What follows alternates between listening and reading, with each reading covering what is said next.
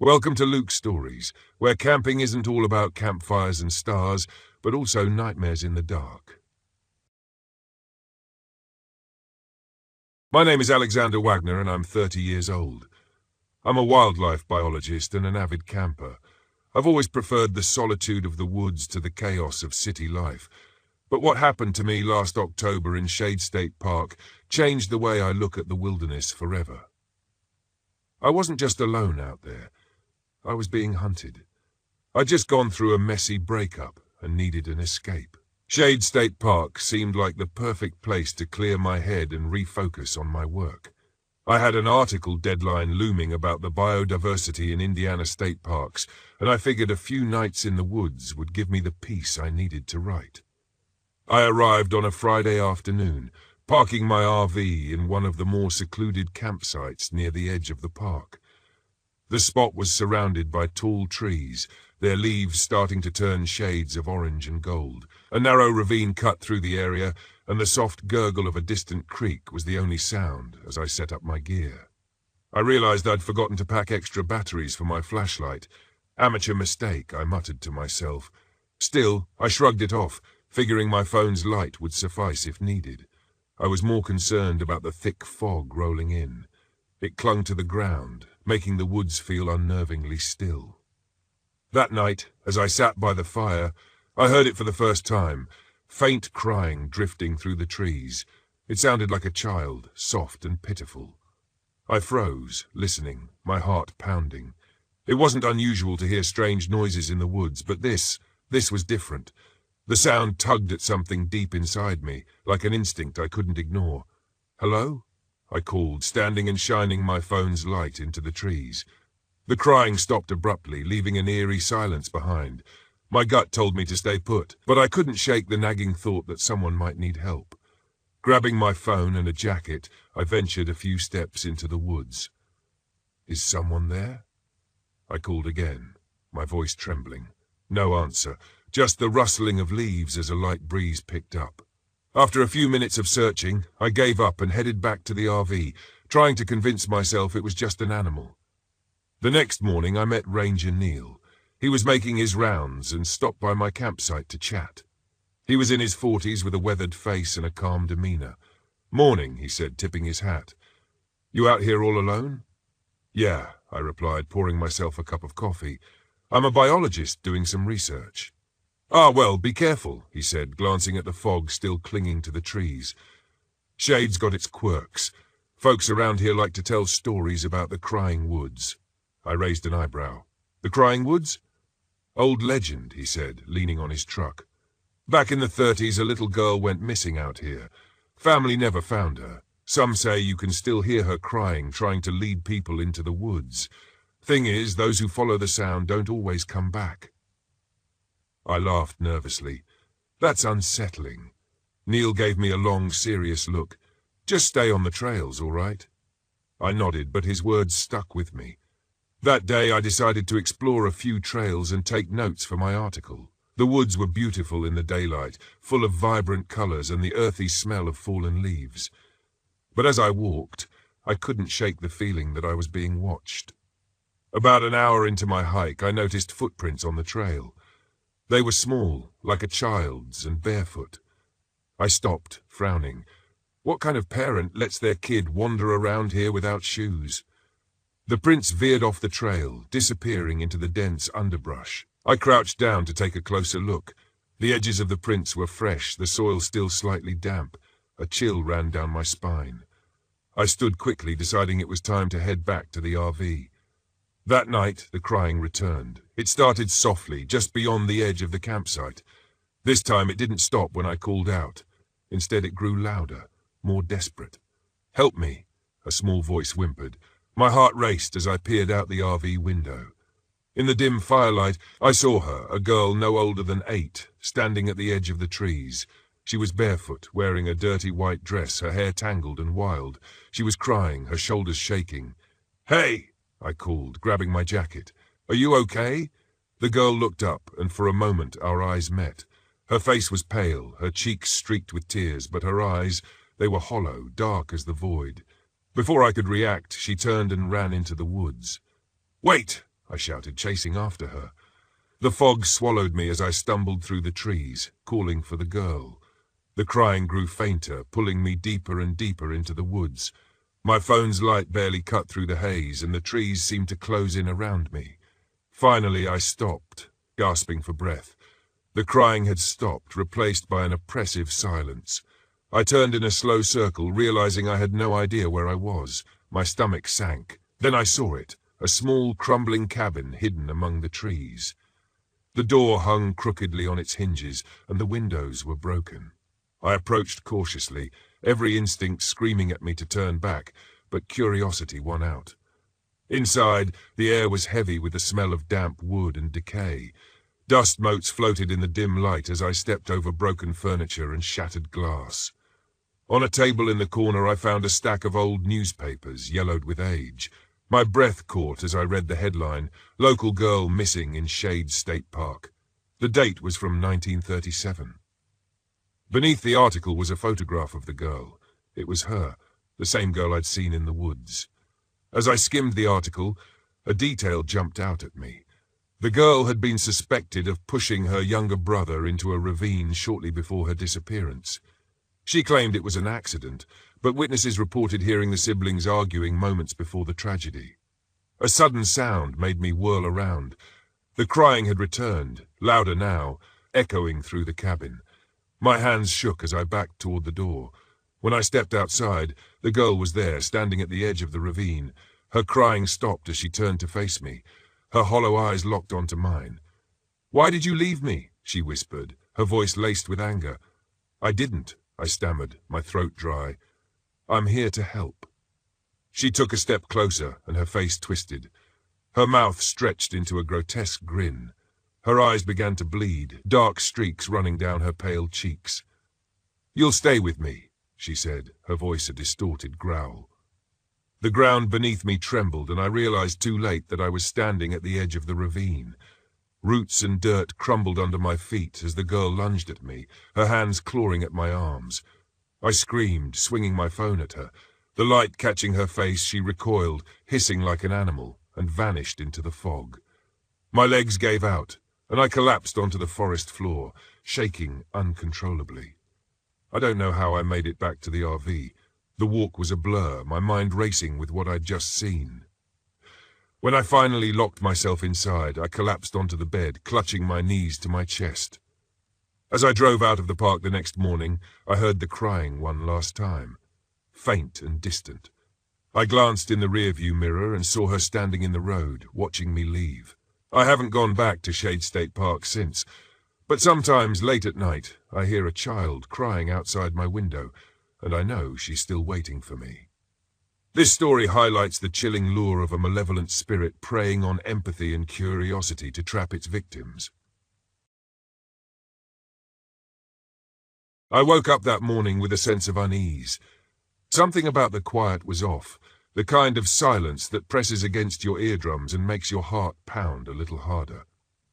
My name's Gregory, and I'd driven out to the middle of nowhere in an RV hoping to get some peace and quiet. Life had been a series of endless loops, a carousel of monotony that I desperately needed to step off. The campsite was perfect, nestled in the thick woods of northern Michigan. It was isolated enough that you couldn't hear any traffic, just the occasional chirp of birds and the rustle of leaves. I had my chair set up by the fire pit, and the coffee was brewing on the small stove inside the RV. My routine started with a morning hike. The path I'd chosen was well-trodden but still wild, the kind where you could easily believe you were the first person to step foot there in years. As I wandered deeper into the forest, the sunlight filtered through the dense canopy, casting dappled shadows on the ground. The air was fresh with that earthy smell that only a forest can have. I was about an hour into my hike when I stumbled upon an old, dilapidated cabin. It was the kind of place you see in horror movies, but there was something oddly compelling about it. The door hung off its hinges, and the windows were shattered, giving it a skeletal look. Curiosity got the better of me, and I decided to take a closer look. The inside of the cabin was covered in a thick layer of dust and cobwebs. Old furniture was strewn about, and papers littered the floor.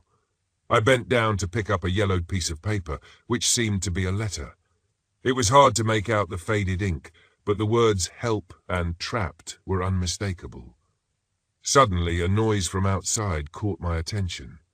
It was a low rustling, like something or someone was moving through the underbrush. I felt a chill run down my spine, and I quickly stuffed the letter into my pocket.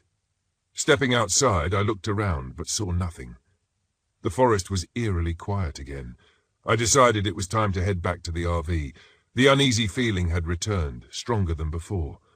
As I retraced my steps, I couldn't shake the feeling that I was being watched. I sped up my pace, eager to get back to the safety of my campsite. When I arrived, I found the RV door slightly ajar. I was sure I had closed it before leaving. My heart pounded in my chest as I cautiously stepped inside. Everything seemed normal at first glance, but then I noticed the coffee pot was smashed on the floor and the contents of my backpack were scattered around. Someone had been here. I grabbed the hunting knife I always kept in the RV and stepped back outside, scanning the area for any signs of movement. The woods around me seemed to close in, the trees looming like silent sentinels. That's when I saw him. A man standing at the edge of the clearing, watching me. He was tall and gaunt, with wild hair and a beard that looked like it hadn't been trimmed in years.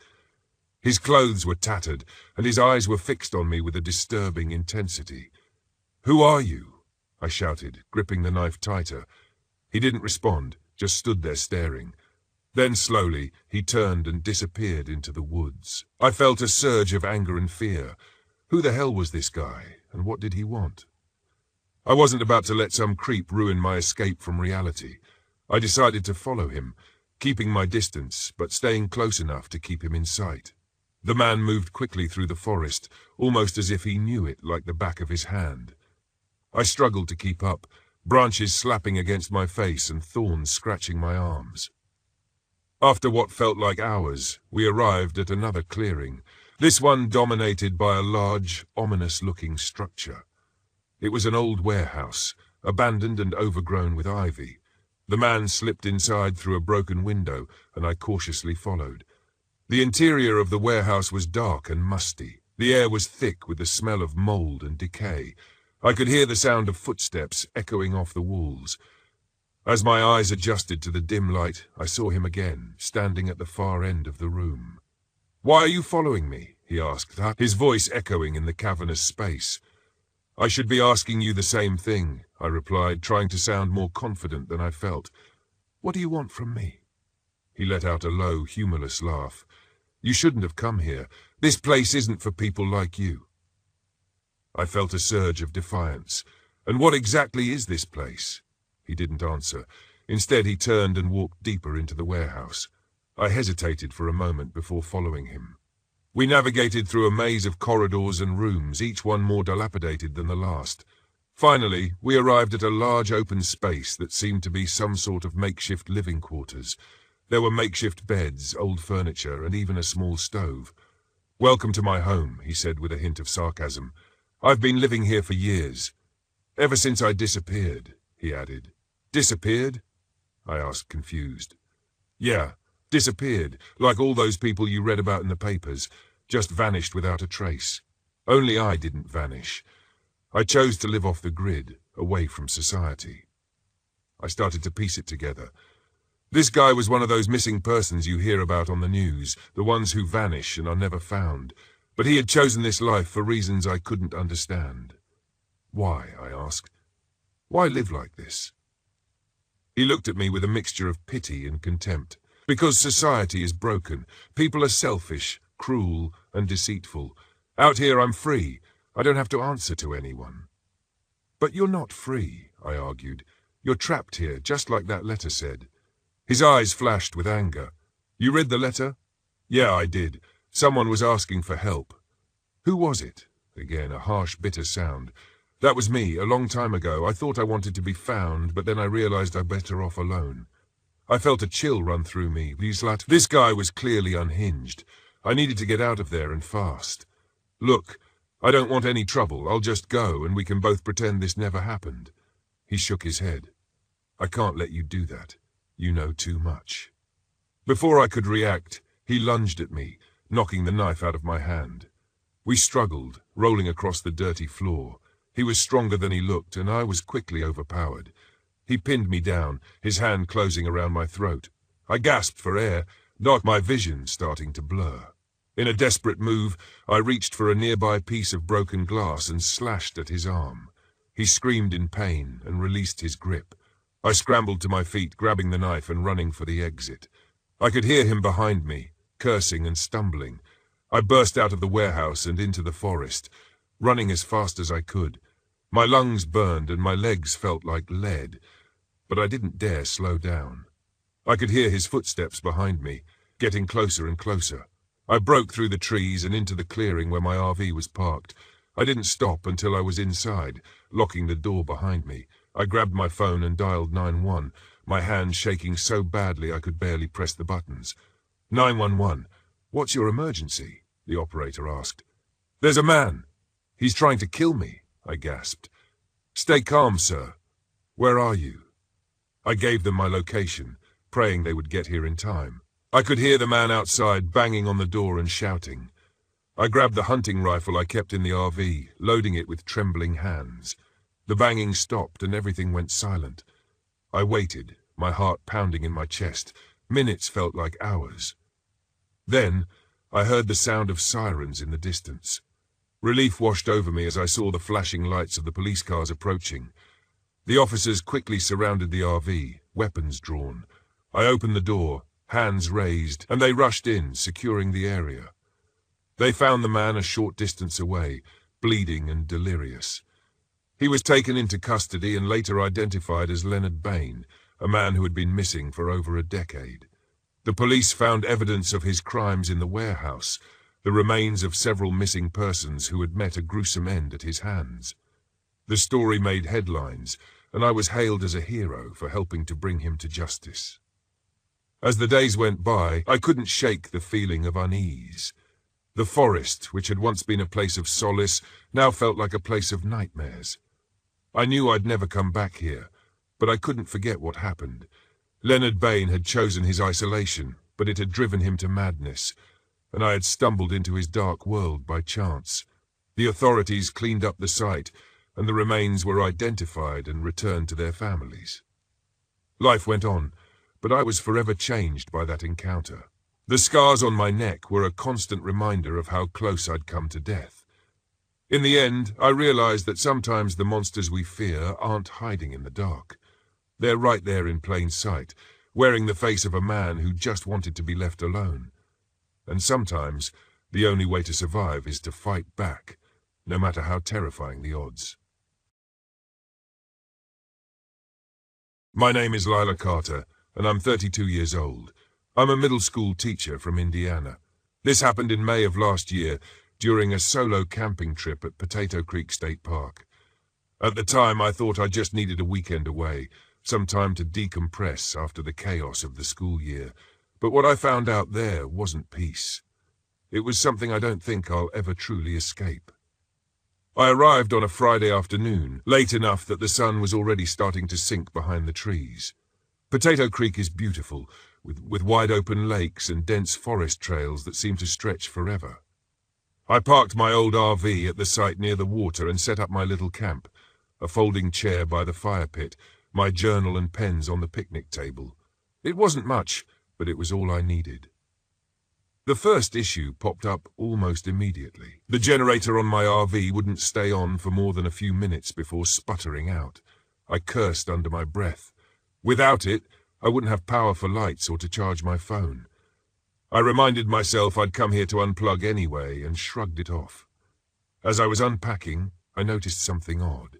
A deer stood at the edge of the woods, staring directly at me.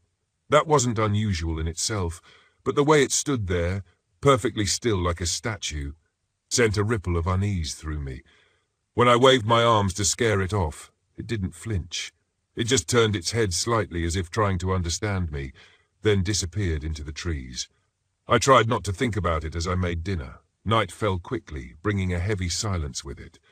No crickets, no rustling leaves, just stillness. It was unsettling. I sat by the fire, staring into the flames, and that's when I heard that whistling. It was faint at first, just a few notes carried by the breeze. I assumed it was another camper, but when I strained my ears, I realized it wasn't coming from the nearby sites. It was coming from deep in the woods. I don't know why, but the sound unsettled me. I went inside the RV and locked the door. When I checked my phone, I saw that I had no signal. Not surprising, given how remote the area was. I tried to sleep, but my dreams were strange that night. I kept hearing someone whispering my name over and over.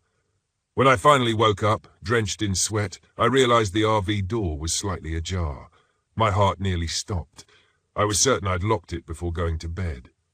The next morning I decided to shake off the weirdness and go for a hike. The fresh air felt good, and I started to relax as I walked the trails. That's when I saw the footprints. They were barefoot, large but with long twisted toes, almost like claws. They weren't human, but they weren't animal either. They appeared out of nowhere in the dirt and led off the trail into the dense underbrush. I stood there staring at them, my gut telling me to turn back, but I shook it off. It's just some weird animal, I told myself. Probably a bear. When I got back to my campsite, I met Jayden. He was camping a few sites down and seemed about my age, mid-30s, with a friendly smile and a bit of a nosy streak. "You camping alone?" he asked, glancing at my RV. I nodded, and he raised an eyebrow. "You're braver than me. This place has a weird vibe, you know?" I laughed nervously and tried to brush him off, but he kept talking. "You heard the stories about this area? The Skinwalker legend?" I shook my head, even though the word sent a chill down my spine. I'd heard it before somewhere, but I couldn't remember the details. "It's an old Native American story," Jayden explained. "They say it's a shapeshifter, a spirit that can take the form of anything it wants. People, animals. It mimics voices, tries to lure you into the woods. Once you see it, you're pretty much screwed." He grinned like it was all a big joke, but I could see the unease in his eyes. "Thanks for the bedtime story," I said dryly, trying to laugh it off, but I couldn't shake the knot forming in my stomach. That night, I heard the whistling again, louder this time. It started faint, like the night before, but it grew closer and closer until it sounded like it was right outside the RV. Then it stopped, replaced by silence. I stayed perfectly still, listening, my heart pounding in my chest. "Lila," a voice called softly. My blood turned to ice. It was my voice. "Leela," it said again, this time with a strange rasping tone. I grabbed the closest thing I could find, a flashlight, and crept toward the window. My hands were shaking as I peeked outside. At first I didn't see anything. Then I noticed something standing just beyond the edge of the firelight. It looked like me, but wrong. Its eyes glowed faintly, and its face twisted into a grotesque grin. I stumbled back, my heart racing. "No, no, no," I whispered, barely able to breathe. The thing outside started scratching at the RV door, slow and deliberate, the sound making my skin crawl. "Lila, let me in," it said, still using my voice. I didn't sleep that night. I sat huddled in the corner of the RV, clutching the flashlight, jumping at every sound. When the sun finally rose, I dared to open the door. There were long claw marks running down the side of the RV, and my campsite was in disarray, chairs knocked over, food scattered everywhere. Jayden's campsite was silent. When I went to check on him, his tent was slashed open, and his belongings were strewn about like mine. A dark stain, blood, I realized, marked the ground near the fire pit. I called out for him, but there was no answer. Panic set in. I decided I couldn't stay another night. I needed to leave, but when I tried to start the RV, the engine sputtered and died. I tried again and again, but it was no use. The thing had done something to it. I was sure of it. As I stood there, trying to figure out what to do, I heard Jayden's voice calling from the woods. "Lila, over here, I need help." It sounded desperate, terrified. "Jayden?" I called back, my voice trembling. "Where are you?" "Just a little further," his voice replied. I froze. Something about the tone wasn't right. It was too flat, too monotone, and then I remembered what Jayden had said about the Skinwalker mimicking voices. My blood ran cold. "I'm not falling for it," I muttered, backing away from the tree line. That's when I saw it. The thing stepped out from the woods. Its body hunched and twisted. It shifted forms right in front of me, going from Jayden to me to something else entirely. something grotesque with long clawed fingers and glowing yellow eyes. It let out a guttural, inhuman screech and started toward me. I ran back into the RV and slammed the door shut just as the creature reached it. It pounded on the sides, the force shaking the whole vehicle. I grabbed a bag of salt from the cupboard. I remembered hearing somewhere that salt could ward off evil spirits, and poured a circle around myself. The pounding stopped. The creature's face appeared at the window, grinning at me with razor-sharp teeth. It snarled, its glowing eyes fixed on mine. "You can't hide forever, Lila," it hissed, its voice a sickening mixture of mine and Jaden's. "I'll see you soon." It disappeared as the first rays of sunlight broke through the trees. I stayed in that circle until I was sure it was gone. When I finally dared to step outside, I saw that the creature had carved something into the hood of the RV. "You can't run." I left Potato Creek that morning, abandoning the RV and walking to the nearest ranger station to call for help. They found Jaden's body 2 days later, deep in the woods. His injuries were so horrific that they wouldn't tell me the details. I haven't gone camping since. I don't know if I ever will, but sometimes late at night I hear whistling outside my window, and I know it's still out there, waiting for me. My name is Grace Walker. I'm 43 years old, and this happened last November during a solo RV trip to Morgan Monroe State Forest in Indiana. I'm a travel blogger now, but I used to be an investigative journalist, chasing dangerous stories, exposing corruption, living on the edge.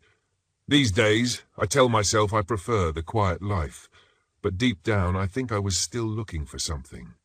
Closure, maybe, or just a story to remind me why I started doing this in the first place.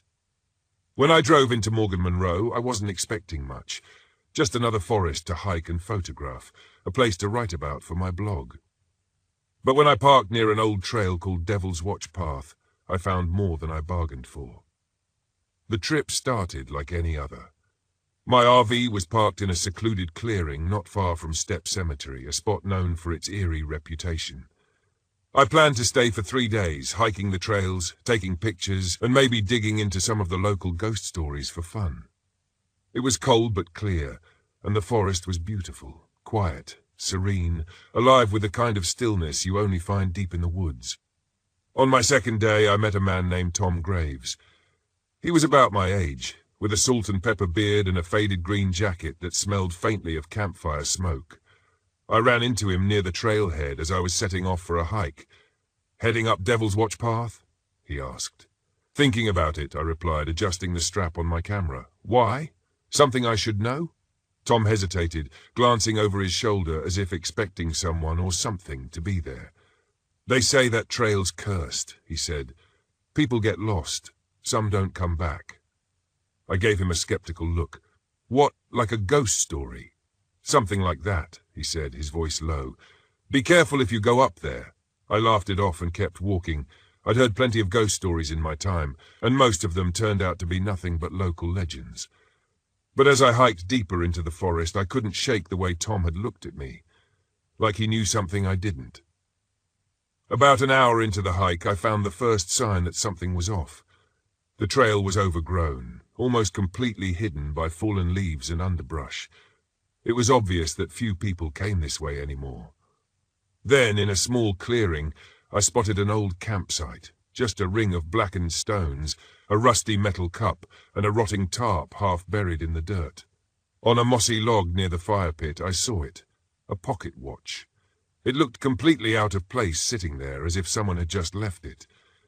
The metal was untarnished, gleaming silver even in the dim light. I picked it up, turning it over in my hands. The watch felt cold, heavier than it should have been. When I opened the lid, the ticking sound was unnervingly loud. That's when I heard the whisper. "Grace." I froze, the hair on the back of my neck standing on end.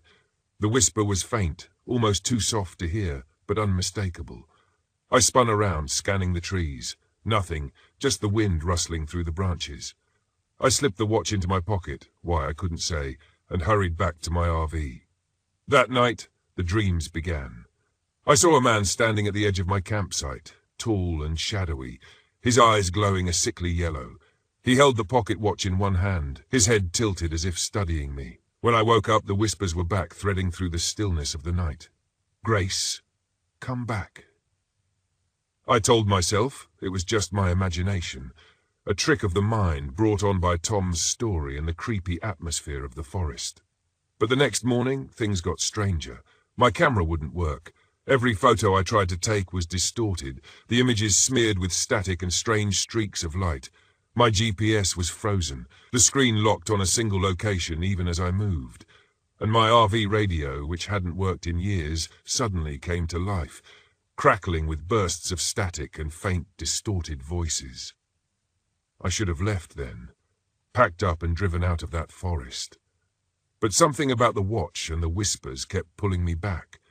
I hiked up Devil's Watch Path again that afternoon, hoping to retrace my steps and find some rational explanation for what was happening. The trail felt different this time. The trees seemed closer, their branches knotted together like skeletal hands. The air was heavier, colder, as if the forest itself were holding its breath. Then I saw the shadows. They moved between the trees, quick and darting, always just out of focus.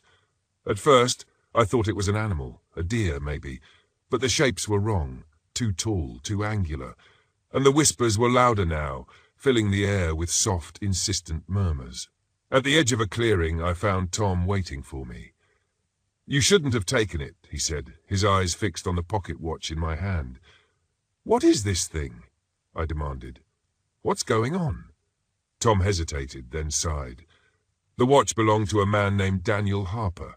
He was a logger back in the early 1900s. His business was failing, and he made a deal, some say with the devil, others say with something worse. The watch made him rich for a time, but it drove him mad. One night he walked into these woods and never came out. "And now what? The watch is cursed?" Tom nodded. "It binds you to the forest, to him, the Watcher." I shook my head, refusing to believe it. "That's just a story." "Is it?" he said quietly, glancing at the trees. "Do you feel it yet? The pull?"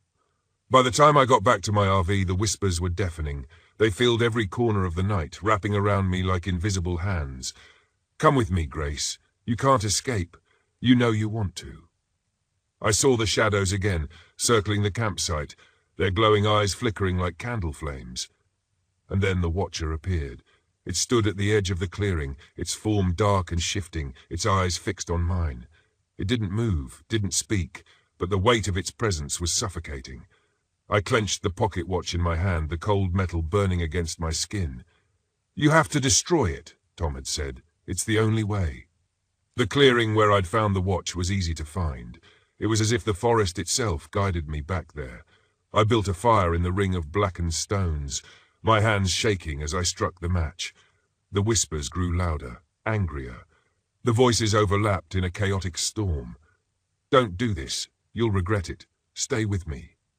The Watcher appeared again, closer this time, its shadow stretching across the firelight, its form twisted and warped as if the forest itself were alive in its shape. "Leave me alone!" I shouted, throwing the pocket watch into the flames. The reaction was immediate. The fire roared to life, brighter and hotter than it should have been. The Watcher let out a guttural, otherworldly scream, its shadow shrinking and distorting until it vanished into the trees. By morning, the forest felt normal again. The air was lighter, the trees no longer pressing in. But the pocket watch was gone, and my camera and GPS worked as if nothing had happened. I left Morgan Monroe that day, shaken but alive. I haven't gone back since. But sometimes, late at night, I still hear the faint ticking of a watch, and wonder if the Watcher is still out there, waiting for someone else to take the deal.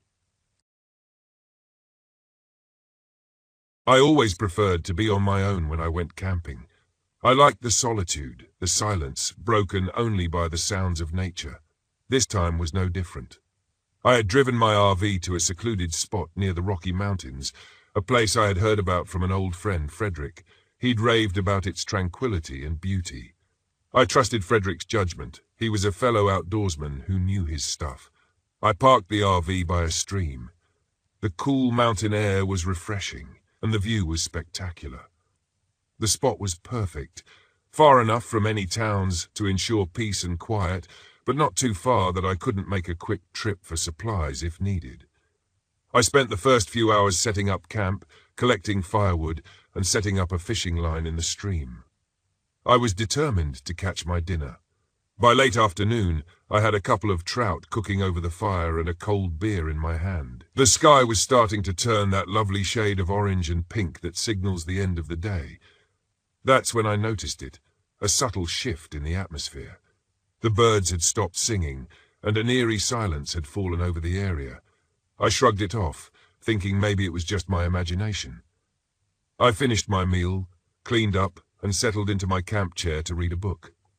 As the night fell, the only sounds were the crackling of the fire and the occasional rustle of leaves in the wind. I was just getting lost in my book when I heard a noise. It was faint at first, like someone stepping on a twig, but then it got louder. Footsteps. I froze, listening intently. The footsteps stopped just beyond the light of my fire. "Who's there?" I called out, my voice steady despite the unease creeping up my spine. No answer. I reached for the flashlight and pointed it toward the source of the noise. Nothing. Just trees and shadows. I slowly let out a breath I hadn't realized I was holding and turned back to my book, trying to convince myself it was just an animal. A few minutes later, I heard the footsteps again, closer this time. I stood up, my heart racing, and grabbed the hatchet I kept by my chair for splitting firewood.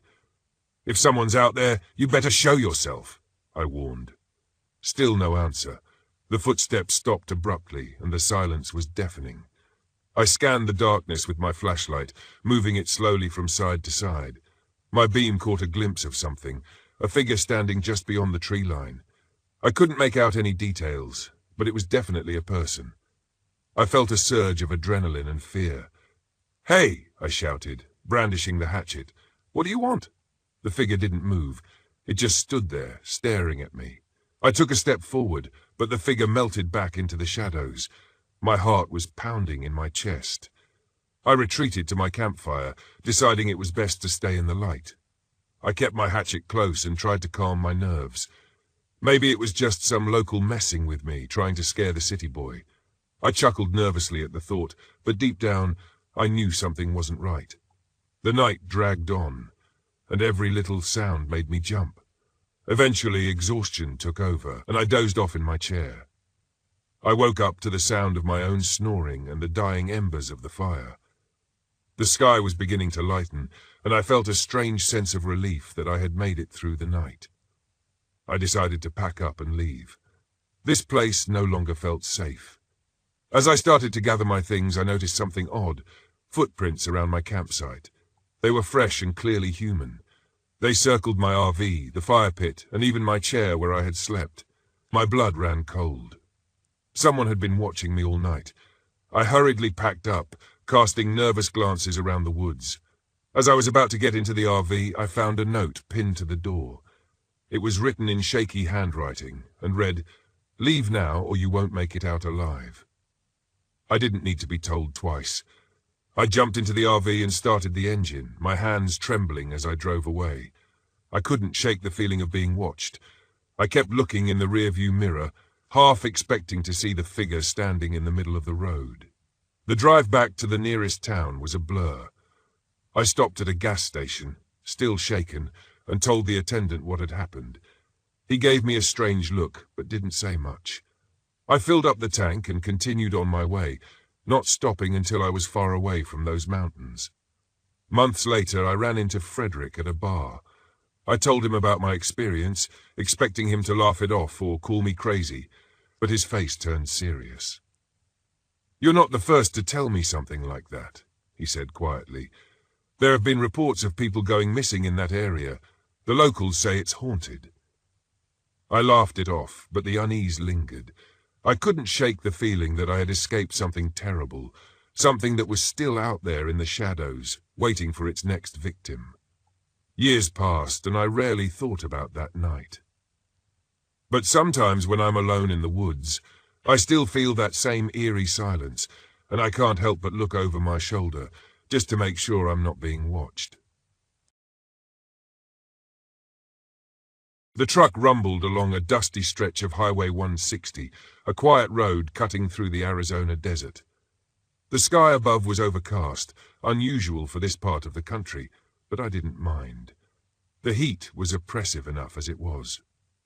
My name is Cyrus Fenton. I've been driving rigs for close to 20 years, mostly hauling cargo between the Southwest and the Midwest. It's a simple life, but it's the only one that's ever made sense to me. I don't have a family, never married. The open road is all I know, and that's just fine.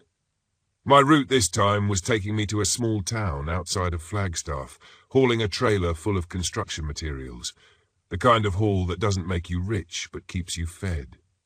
The sun had been starting to set as I left the last pit stop, and I knew I'd be driving through the night. These quiet desert stretches at dusk can do strange things to your mind, the long silences, the vast empty spaces. They make you start to think you're the only person left in the world. About an hour after dark, something felt off. The truck's radio fizzled in and out, static replacing the familiar low hum of classic rock I always played to keep my mind occupied. At first I figured it was just the lousy reception. That stretch of the highway isn't known for good signals anyway, but then the dashboard lights flickered. "Come on," I muttered, slapping the dash lightly with the palm of my hand. The lights steadied, but there was a strange heaviness in the air, a pressure, almost like the atmosphere had thickened. The temperature dropped a few degrees as I rolled down my window for a better view of the road. That's when I noticed the other set of headlights behind me. They had been there for the past 5 minutes, closing in fast. Odd for this time of night out here in the middle of nowhere. Most folks don't drive these roads after sundown. Too dangerous, too empty. You get a breakdown out here, and you're pretty much left to the coyotes. The vehicle behind me, a beat-up old Bronco by the looks of it, got closer. I kept checking my side mirrors, expecting it to pass, but it didn't. It lingered, like the driver wanted me to notice him, but wasn't in any hurry to make himself known. "All right, pal," I said to no one in particular. "If you're going to pass, then pass." But he didn't. He stayed right on my tail, his lights glaring in my mirrors. After another couple of miles, I'd had enough. I slowed the rig down, signaling for him to go around me. Instead, he mirrored my speed, maintaining the same distance. The hair on the back of my neck prickled. Whoever this was, he wasn't just some distracted driver. He was following me. I felt a tightness in my chest. There wasn't any place to pull over, no gas stations or rest stops for miles. The next town wasn't for another 50 miles or so. I picked up my CB radio, hoping to catch a trucker in the area. "Breaker, breaker," I said into the mic. "Anyone out there?" Nothing but static. I cursed under my breath and tried again, but still no response. I glanced in my rearview mirror. The Bronco was closer now, maybe 20 feet behind me, its grille catching the faint glow of my taillights. I couldn't make out the driver's face in the darkness, but I could see the silhouette of a large man behind the wheel. He seemed to be staring straight at me. I sped up, pushing the truck a little harder than usual. The Bronco kept pace. Every time I tried to create some distance, he closed the gap effortlessly. I started to sweat, my mind racing with possibilities. Was this guy some kind of psycho? A carjacker? A bored local looking to mess with a trucker? Just when I thought it couldn't get worse, he hit the gas. The Bronco surged forward and rammed into the back of my trailer with a sickening crunch. The whole rig shook, and I gripped the steering wheel tighter to keep control. "What the hell?" I shouted. I slammed my foot on the gas pedal, but the Bronco kept up, tapping my rear bumper again, harder this time. The whole truck swayed, my cargo shifting dangerously. He was trying to push me off the road.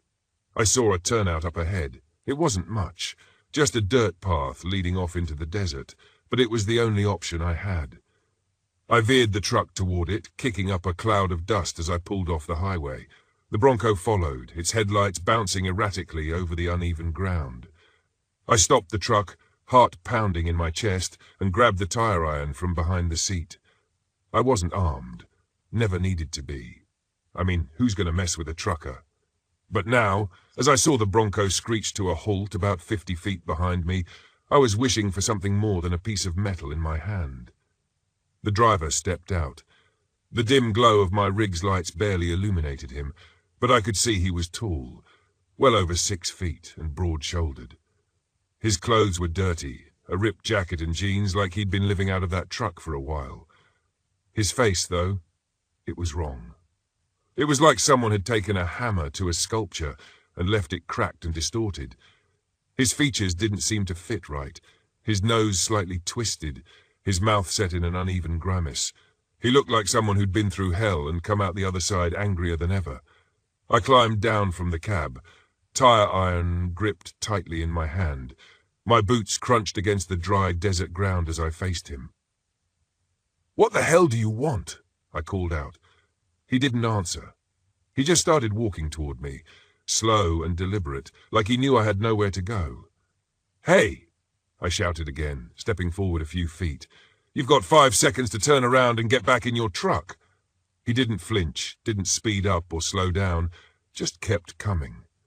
Something about his movement was off, robotic almost, like he wasn't entirely in control of his own body. My heart raced as I realized I might be dealing with someone far more dangerous than I had anticipated. I swung the tire iron when he got close enough, aiming for his shoulder. But he moved fast, faster than any man his size should have been able to. He grabbed my wrist with a grip that felt like iron and twisted, forcing me to drop the tire iron into the dirt.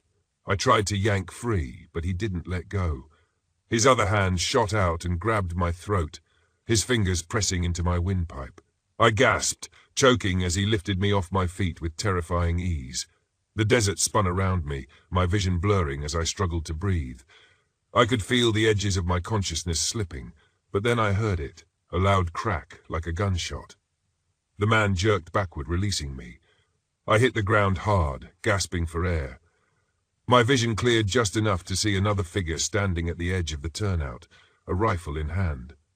It was a trucker, one I'd seen a few times at the same truck stops. His name was Pete Marlin, an older guy with graying hair and a thick beard. He had been making his way along the same road when he saw my rig veer off the highway. The man who attacked me lay in the dirt, a hole in his chest, blood pooling beneath him.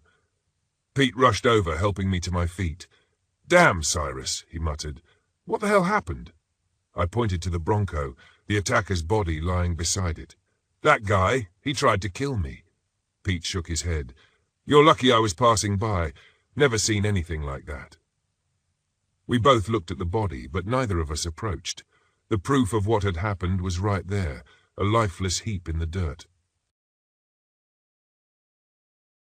It was supposed to be a relaxing weekend, the kind where you escape from everything and everyone, surrounded by nature's peace and quiet. I never imagined it would turn into the most harrowing day of my life. My name is Martin Calhoun, and this is how a simple RV camping trip spiraled into a waking nightmare. The RV park, nestled in the remote woods of northern Idaho, was a paradise for anyone looking to disconnect. The towering pines and the gentle murmur of the river nearby provided the perfect backdrop for a weekend of fishing, reading, and unwinding. I had chosen this spot specifically for its seclusion. Work had been stressful, and I desperately needed this escape. I arrived on a Friday morning, greeted by the park's lone ranger, a grizzled man named Elwood McKinley. He was in his late 50s, his leathery skin telling stories of years spent under the sun. Elwood showed me to my spot, a little clearing with a great view of the river. "Keep an eye out for bears," Elwood warned, his voice gravelly. "We had a sighting last week. Just make sure to store your food properly." I thanked him and assured him I'd be careful. I wasn't too worried. I'd camped in bear country before. My RV was well equipped, and I had all the necessary precautions in place. After setting up camp, I spent the afternoon fishing. The river was generous, and I soon had a couple of trout for dinner. As the sun dipped below the horizon, casting a golden glow over the forest, I felt a sense of tranquility wash over me. This was exactly what I needed. I cooked my catch over a small fire, enjoying the simplicity of it all. As night fell, the forest came alive with the sounds of crickets and the occasional hoot of an owl. I retired to my RV, a contented smile on my face, looking forward to a peaceful night. That peace was shattered around midnight. I woke to the sound of something rummaging outside. My first thought was a bear, but the noises were different. There were whispers, faint and indistinct, mixed with the rustling. I sat up, straining to hear more clearly. The whispers grew louder, and I realized they were coming from multiple sources. My heart raced. This was no bear. I grabbed my flashlight and cautiously approached the window, peering out into the darkness. Shadows moved between the trees. I flicked on the flashlight, aiming the beam toward the source of the whispers. The light caught a face, dirty, wild-eyed, and grinning madly. The man recoiled from the light, hissing like an animal. Panic set in. I stumbled back, grabbing my phone to call for help, but there was no signal. Of course, in the middle of nowhere, reception was non-existent. I cursed under my breath and remembered Elwood had mentioned a landline at the ranger station about a mile away. Gathering my courage, I decided to make a run for it. I grabbed a large hunting knife from my camping gear and a flashlight. Taking a deep breath, I unlocked the door and bolted toward the station, the flashlight bouncing wildly in my hand. The forest, so inviting during the day, now felt like a maze of shadows and threats. The whispers followed me, growing louder and more insistent. I glanced back and saw figures moving through the trees, closing in. My heart pounded as I reached the ranger station. The door was locked. I banged on it desperately, hoping Elwood was inside. No response. I remembered the spare key Elwood had shown me, hidden under a loose floorboard on the porch. My hands trembled as I retrieved it and unlocked the door, slipping inside and locking it behind me. The station was dark and empty. I found the landline and dialed 911, my hand shaking. The line rang and rang, but no one picked up. I hung up and tried again, with the same result. I was completely alone. Suddenly, the whispers were right outside the station, accompanied by the sound of something being dragged. I peered out the window and saw Elwood's lifeless body being pulled by two men, both as wild-eyed and dirty as the first one I'd seen. I ducked below the window, trying to steady my breathing. They were right outside, and if they found me, I'd be next. I had to find a way to defend myself.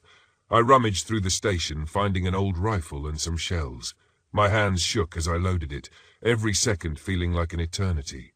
Then the door handle rattled. I aimed the rifle at the door, my finger on the trigger. The door creaked open, and a head peeked through. Without thinking, I fired. The gunshot echoed through the station, and the man crumpled to the floor. The other man screamed, a sound filled with rage and grief. I knew I had to act quickly. I dragged the man's body inside, slamming the door shut and locking it again.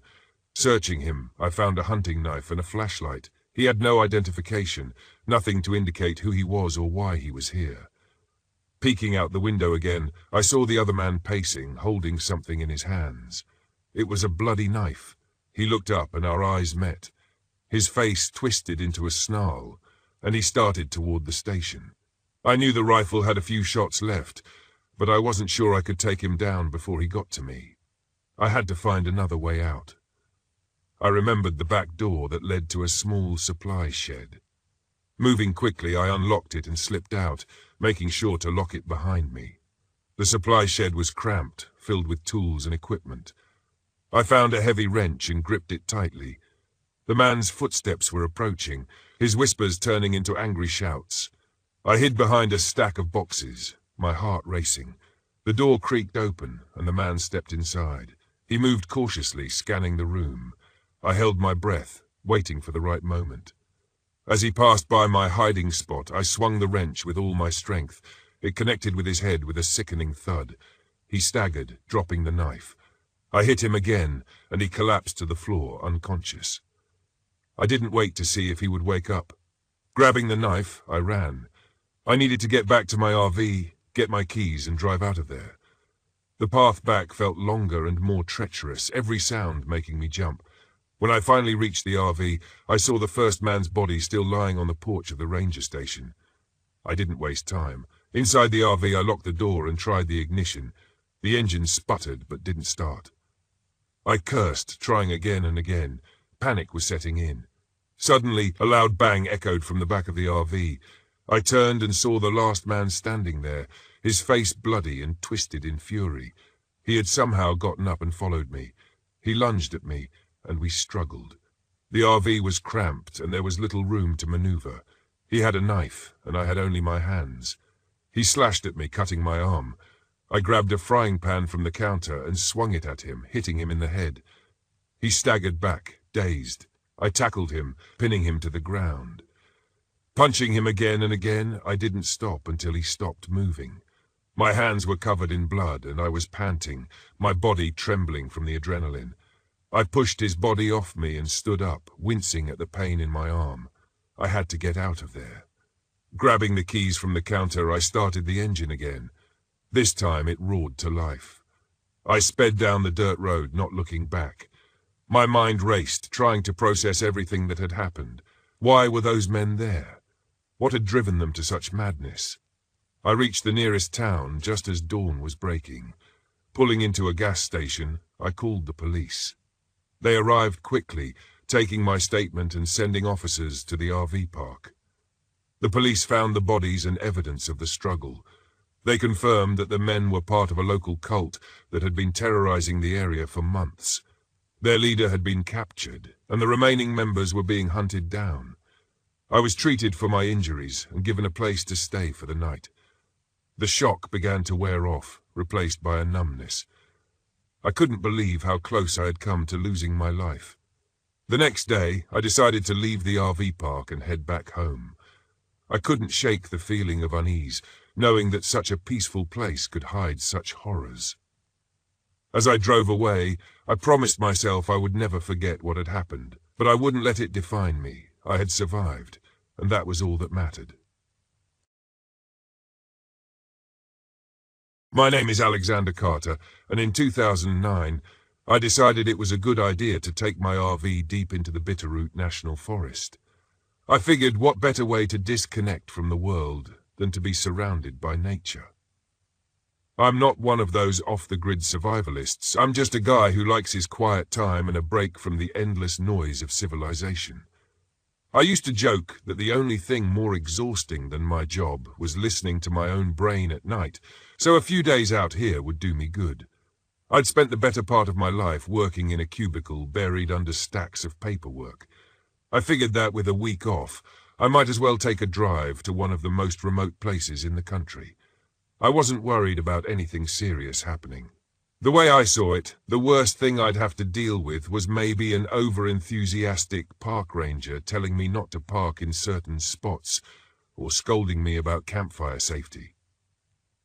Boy, was I wrong about that. I got settled into my little campsite, parked the RV, cracked open a beer, and stretched out in my chair. For the first time in months, I could feel my muscles relax. The sounds of the forest, birds chirping, the rustle of wind through the trees, felt like music compared to the constant hum of office printers and ringing phones. It didn't take long before I found myself falling asleep to the sounds of the wild. Peaceful, right? Well, it wasn't long before I found out why no one else seemed eager to camp out this far. Around the second night, things started to feel off. The first strange thing? A lone shoe by a tree. Not a pair, just one single worn-out boot. There was no one around to claim it. I made a joke to myself, something about a poor guy hopping home on one foot, but it felt weird. Something about seeing that lonely boot in the middle of nowhere sat wrong with me. I decided to leave it alone, thinking maybe someone had forgotten it on a hike. Later that night, while I was cooking dinner over the fire, I heard it. The scream. It wasn't a regular scream. This one cut through the air like a knife, jagged and desperate, like someone pleading for their life. My first instinct was that it was probably some animal. You hear all sorts of weird sounds in the forest at night, and people often mistake wildlife for something more sinister. But the scream came again, and again. Each time, it sounded less like an animal and more like someone in serious trouble. I grabbed my flashlight and started walking toward the direction of the noise, my heartbeat pounding louder than my footsteps with each step. That sound, the crying, the shouting, grew more distant. By the time I was deeper into the woods, I realized how isolated I really was. The campsite and RV were far behind me, the dim light of my fire just a tiny flicker through the trees. And still, that screaming kept going. Then I saw something, or rather, someone moving through the trees, maybe 30 yards ahead of me. I could barely make out a figure in the low light. They weren't running, but walking fast, darting between the trees. I shouted to them, asking if they needed help, but they didn't respond. They just kept moving. So, like an idiot, I kept following. Eventually, I got close enough to see him. Dirty, thin, his clothes ripped like he'd been living in the woods for weeks, maybe longer. His face was gaunt, and his skin looked like it hadn't seen a shower in months. He was carrying something in his hand, a knife. No, something sharp, jagged. It was hard to tell in the dark. Then the screaming stopped. Everything went quiet.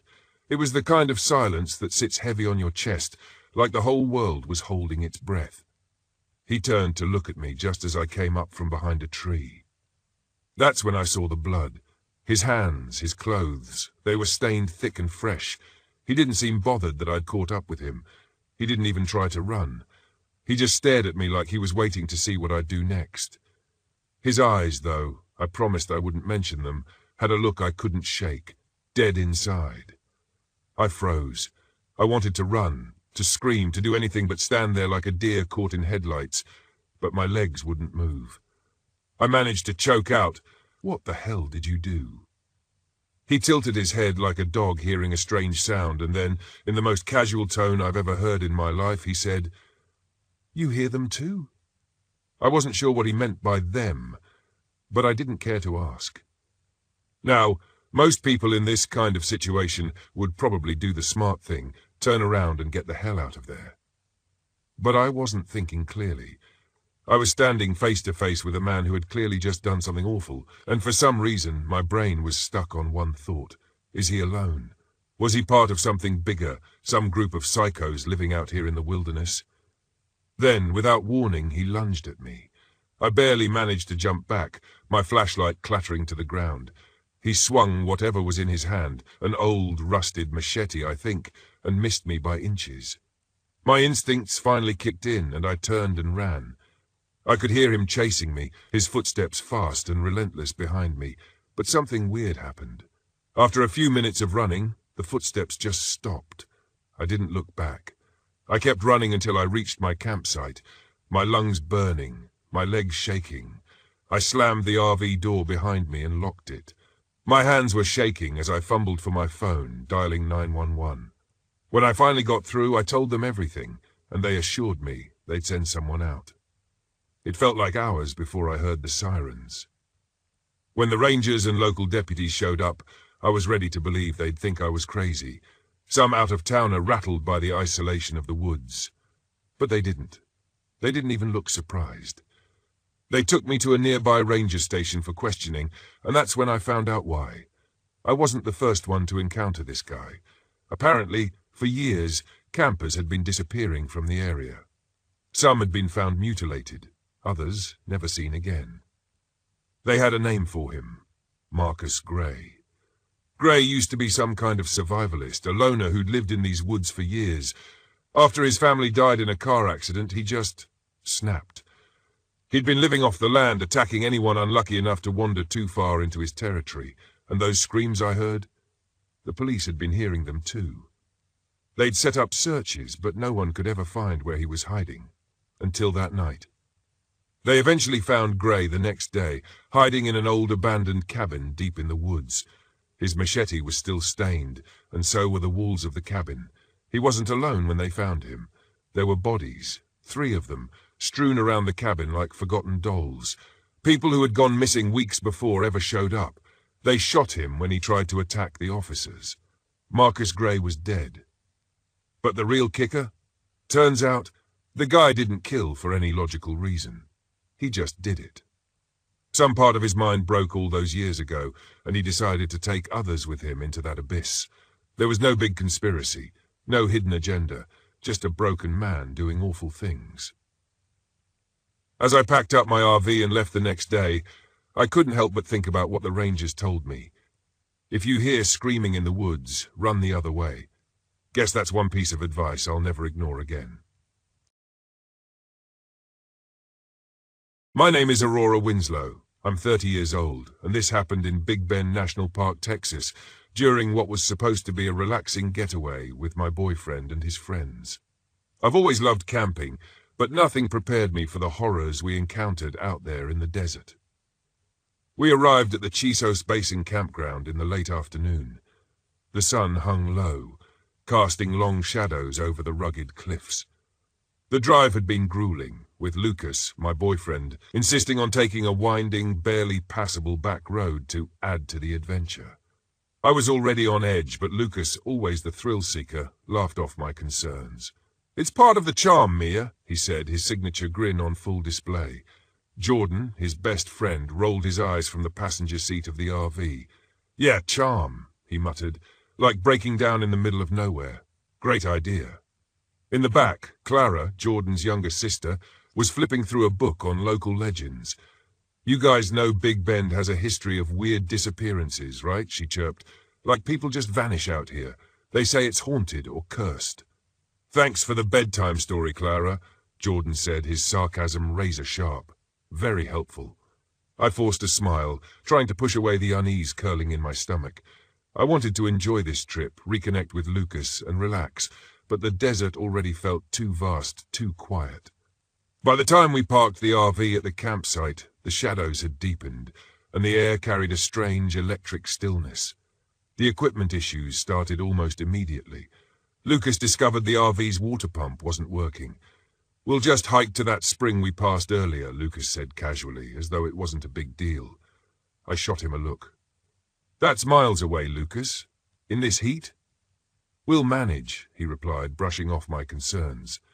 The others didn't seem thrilled either, but Lucas's stubborn optimism had a way of steamrolling everyone else's objections.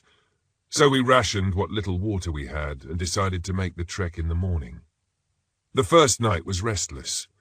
The desert wind whipped against the RV, and I kept waking to odd sounds, scratching, faint tapping, almost rhythmic. At first I thought it was a branch scraping against the side, but when I looked out the window, there were no trees near enough to touch the RV. I didn't mention it to the others. In the morning, Clara found that some of our gear, a flashlight and a small bag of snacks, was missing. "You guys took this stuff, right?" she asked, holding up the empty bag. "Nope," Lucas said, distracted as he inspected the RV. "Probably an animal," Jordan suggested, though his tone didn't sound entirely convinced. Still, we brushed it off and started the hike to the spring. The desert heat was oppressive, sapping our energy as we trekked over rocky terrain.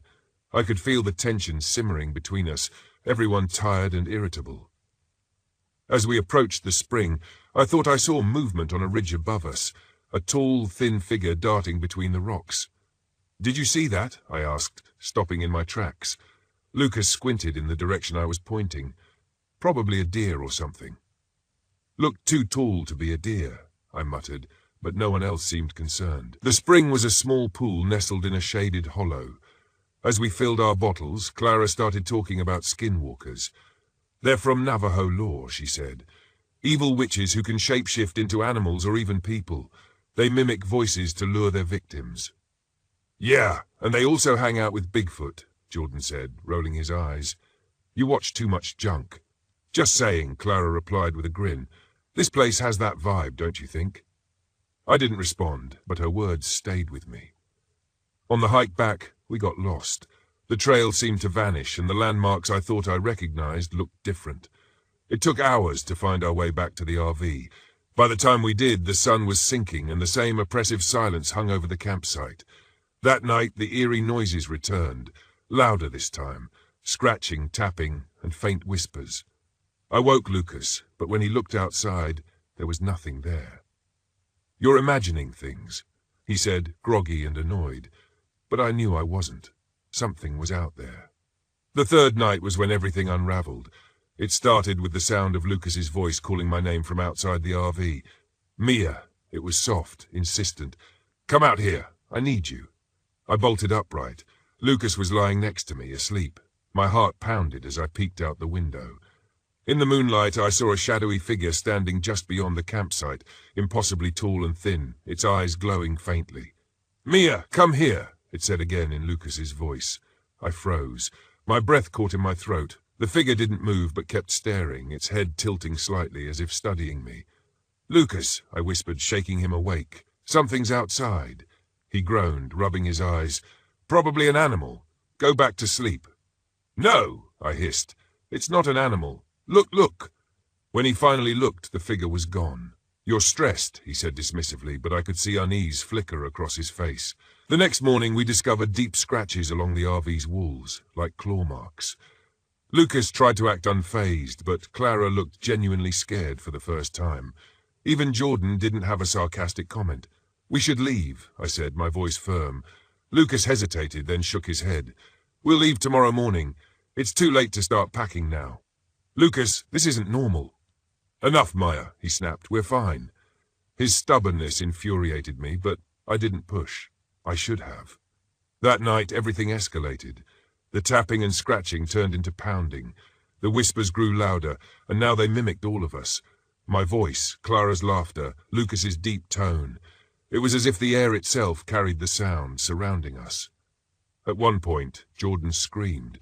He'd gone outside to investigate the noise, and we found him sitting near the edge of the campsite, trembling and pale. It was Clara," he stammered, "calling me, but it wasn't her." "I told you," Clara whispered, tears streaming down her face. "It's a skinwalker."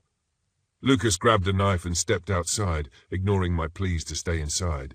"Come on, then!" he yelled into the darkness. "You want to scare us? Show yourself!" The wind howled, carrying that same mimicry, our voices laughing and calling out. Then we saw it.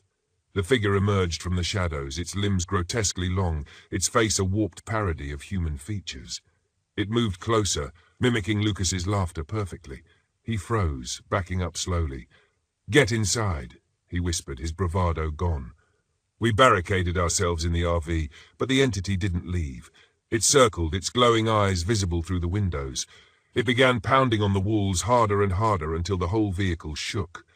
Clara dug through her bag, pulling out a small bundle of sage. "We have to burn this. It's supposed to protect us."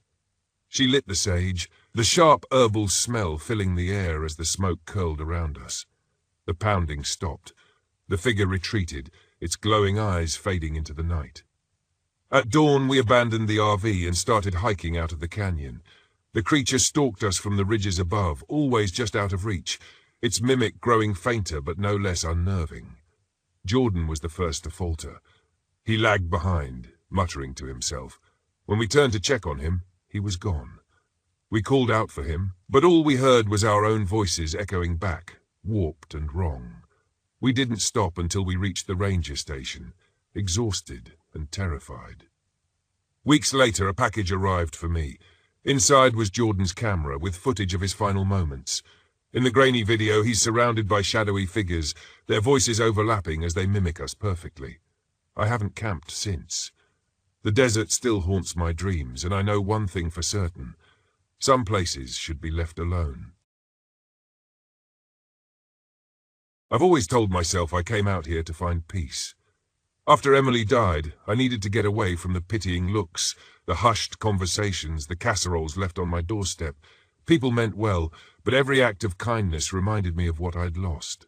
So, I sold the house, bought the RV, and hit the road. At first it was liberating. Just me, the open wilderness, and no one to answer to. But now, deep in the boundary waters with snow piling up outside and the heater sputtering its last breath, I was starting to think I'd made a mistake. The solitude that once felt like freedom now felt like a cage. It had been snowing for 3 days straight. My RV was parked on the edge of a frozen lake, surrounded by a dense forest of pine and birch.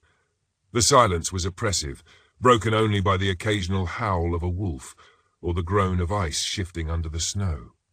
I'd chosen this spot for its isolation. No cell service, no people, just me, my thoughts, and the wilderness. But the reality of winter camping was harsher than I'd anticipated. The cold seeped into every crevice of the RV, and the wood I'd gathered for my campfire burned faster than I could replenish it. The first strange thing happened on my second night. I was outside gathering snow to melt for water when I noticed the claw marks. They were etched into the bark of a tree near the RV, deep and deliberate. I frowned, running my gloved fingers over the grooves, too large for a wolf or a bear. Maybe the previous camper had a dog, I told myself, but the thought didn't sit right. The next morning, I went out to gather firewood and found the deer carcass. It was lying in the snow a few hundred yards from my campsite, its rib cage split open and its entrails strewn across the ground. The strangest part was that no meat had been taken. The kill was fresh, the blood still glistening, but whatever had done this hadn't eaten a bite. Tracks surrounded the carcass, humanoid, but with long, clawed toes that sank deep into the snow. My stomach turned. Wolves, I muttered, though I didn't believe it. Wolves don't leave kills untouched. That night I locked the RV door and kept the fire burning until I fell asleep. The dream started on the third night. In the dream, I was walking through the woods, the trees twisting and groaning around me. The air was bitterly cold and the snow crunched underfoot. A shadow moved ahead, gaunt and skeletal, with glowing yellow eyes that pierced the darkness. "Ethan," it whispered, its voice like wind through dead leaves. "Ethan, 3, you are not strong enough." I woke with a start, my breath fogging in the freezing air.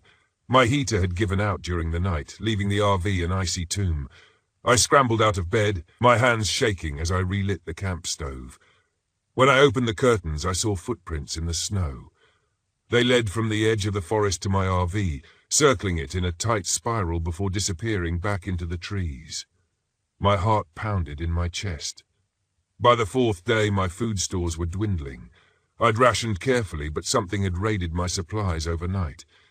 Packages of dried meat were scattered in the snow, their contents shred and uneaten. My gas canisters for the backup stove were missing. I searched the RV from top to bottom, but there was no sign of them. The whispers started that afternoon. I was chopping wood when I heard it, a low, guttural growl followed by a voice calling my name. "Ethan." I froze, my breath visible in the frigid air. The voice was soft, almost melodic, but it sent a chill down my spine. I turned in a slow circle, my axe gripped tightly in my hand. "Who's there?" I shouted. The forest stared back at me, silent and indifferent. That night I saw it. I was sitting by the fire, my axe within reach, when I felt the hairs on the back of my neck stand on end. I looked up and saw it standing at the edge of the trees. It was tall, emaciated and unnervingly silent. Its skin was stretched tight over its bones, mottled with patches of frost-bitten flesh. Antlers jutted from its skull, their jagged tips catching the firelight. Its eyes glowed yellow, unblinking. I reached for my axe, but the creature didn't move. It just stared at me, its breath fogging in the cold air. "Stay away," I whispered, my voice trembling. The Wendigo tilted its head as if considering my words. Then, with unnatural speed, it darted forward, stopping just short of the fire. Its clawed hand reached out, dragging across the RV's window, leaving deep gouges in the glass. I stumbled backward, falling into the snow. When I looked up, it was gone. The next morning, I found an old book buried in one of my storage bins. It was a collection of local legends, something I'd picked up at a roadside shop during my travels. Flipping through its pages, I found a chapter on the Wendigo. According to the legend, the Wendigo was a spirit of hunger and greed, preying on those who ventured too far into the wilderness. It drove its victims mad, whispering their fears and failures until they gave in to despair. The book mentioned fire as a potential deterrent, along with the importance of resisting its psychological influence. "You must not succumb," the text read. "To fall into despair is to invite the Wendigo into your soul." That night, the Wendigo came closer. I fortified the RV as best I could, piling firewood around the perimeter and keeping my torch within reach. The whispers grew louder, filling the air with their mournful cadence. "Ethan," the Wendigo hissed, its voice seeping through the walls. "You are weak. You will not survive." I clenched my hands into fists, trying to block it out. "Shut up," I muttered over and over. The fire outside roared, but the heat felt fragile against the encroaching cold. The Wendigo appeared again, its skeletal frame illuminated by the flames. "You are alone," it whispered. "You have always been alone." I grabbed the torch and stumbled outside, my breath coming in short, panicked gasps. "Leave me alone!" I shouted, thrusting the flames toward the creature. The Wendigo recoiled, its body flickering like a shadow in the firelight. For a moment I thought I'd driven it off. Then it lunged. The next moments were a blur. The Wendigo's claws raked across my arm, sending me sprawling into the snow. Pain shot through me, hot and sharp, but I didn't let go of the torch. I swung it wildly, the flames licking at the creature's frost-bitten skin. It shrieked, a high, keening wail that pierced the night. The fire roared higher, embers scattering into the darkness. The Wendigo retreated, its glowing eyes fixed on mine. "This is not over," it hissed, then disappeared into the trees. I didn't sleep that night. By dawn, the snow had stopped, and the road out of the Boundary Waters was clear enough to drive. I packed up the RV with shaking hands, leaving behind most of my gear. As I drove away, the forest seemed to watch me, its shadows stretching long and dark across the snow. I haven't returned to the wilderness since. Even now, I hear the Wendigo's whispers in my dreams, a haunting reminder of the darkness that lurks at the edge of solitude. But I survived. For now, that's enough. My name is James Whitaker. I'm 44 years old, and this happened a few months ago when I was camping near Devil Sinkhole State Natural Area in Texas. It was supposed to be a simple solo trip, a chance to rediscover my love for geology and shake off the lingering bitterness of my divorce. Instead, I encountered something that I can only describe as evil, and it changed the way I see the world and myself. I arrived at the park late in the afternoon after a long and tedious drive over rocky back roads. My RV's tires groaned as I forced it through trails that probably weren't meant for anything larger than an ATV. By the time I reached the edge of the sinkhole, I'd bent a rim and lost an hour to backtracking when I took a wrong turn. Still, the view was worth it. The sinkhole stretched wide and deep in the rocky landscape, its black maw gaping under the pale Texas sky. The guidebook said it was 400 feet deep, and as I stood at the edge, staring into the void, I could believe it. Hundreds of bats emerged from the darkness, their wings slicing through the evening air like whispers of another world. I set up camp close by, just outside the official boundaries of the protected area. The no trespassing signs didn't bother me much. I wasn't planning to do anything too destructive. I just wanted a good vantage point for studying the rock formations and maybe capturing some drone footage. It was the perfect spot for inspiration, or so I thought. The first strange thing happened as I unpacked my gear. I'd brought a high-end drone to get detailed images of the sinkhole interior, but it refused to power on. I charged it the night before, but now the battery was dead. When I swapped it for a spare, the drone buzzed to life, only to lose connection as soon as I tried to fly it over the sinkhole. "Damn signal interference," I muttered, though I couldn't see anything nearby that might have caused it. I shoved the drone aside and grabbed my camera instead. As I set up my tripod, the bats began to swarm out of the sinkhole in greater numbers. I froze, staring as their flight patterns shifted into something unnervingly deliberate. For a moment, they seemed to form the shape of a hand, claws extended before scattering into the twilight. I laughed uneasily, shaking off the feeling. "Just my imagination," I said out loud, though the words rang hollow. That night, as I lay in my RV, the silence felt heavy, almost oppressive. I was used to the stillness of remote camping, but this was different. It was too quiet, as though the desert itself was holding its breath. Then the noises started. At first, it was just a faint groaning sound, like the wind rushing through the canyon, but as I listened, the groan turned into something deeper, almost like a voice. It was low and guttural, resonating from the direction of the sinkhole. "Jackson!" I sat up straight, my heart pounding. The sound was faint but unmistakable. It was my name. I grabbed my flashlight and stepped outside, scanning the area. The beam of light cut through the darkness, revealing nothing but rocks and dry scrub. Still, the voice lingered in the back of my mind, as though it had edged itself into my thoughts. I told myself it was just the wind, just my imagination, but I didn't sleep much that night. The next morning I found something unusual near the edge of the sinkhole. Partially buried in the dirt was an old, weathered book.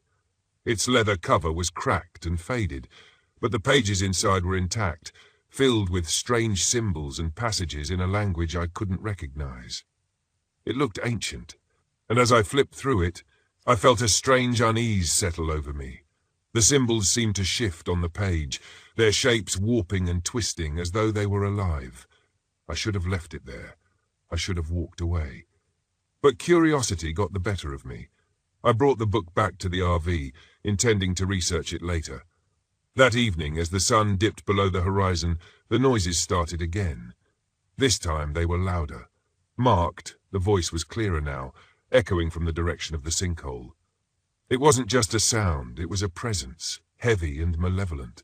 I stepped outside, clutching my flashlight, and froze.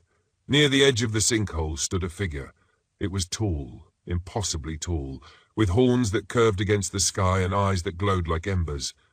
"Who's there?" I called, though my voice wavered. The figure didn't move, it just stood there, staring at me with those burning eyes. Then it raised one clawed hand and pointed to the book sitting on the RV's table. I backed away, my heart racing. The figure vanished as suddenly as it had appeared, leaving only the echo of its voice. "Jackson!" The next few hours were a blur of panic and confusion. The voice grew louder now, coming from all around me. Shadows moved in the corners of my vision, too quick to catch, but too real to ignore. The RV's lights flickered wildly, plunging me into darkness before flaring back to life. Desperate for answers, I grabbed the book and began flipping through its pages. The symbols seemed to pulse, their shapes growing sharper and more menacing. My hands trembled as I tried to make sense of the cryptic passages, but the language was unlike anything I'd ever seen. Then the shadows became solid. Figures emerged from the darkness, their forms twisted and flickering like flames.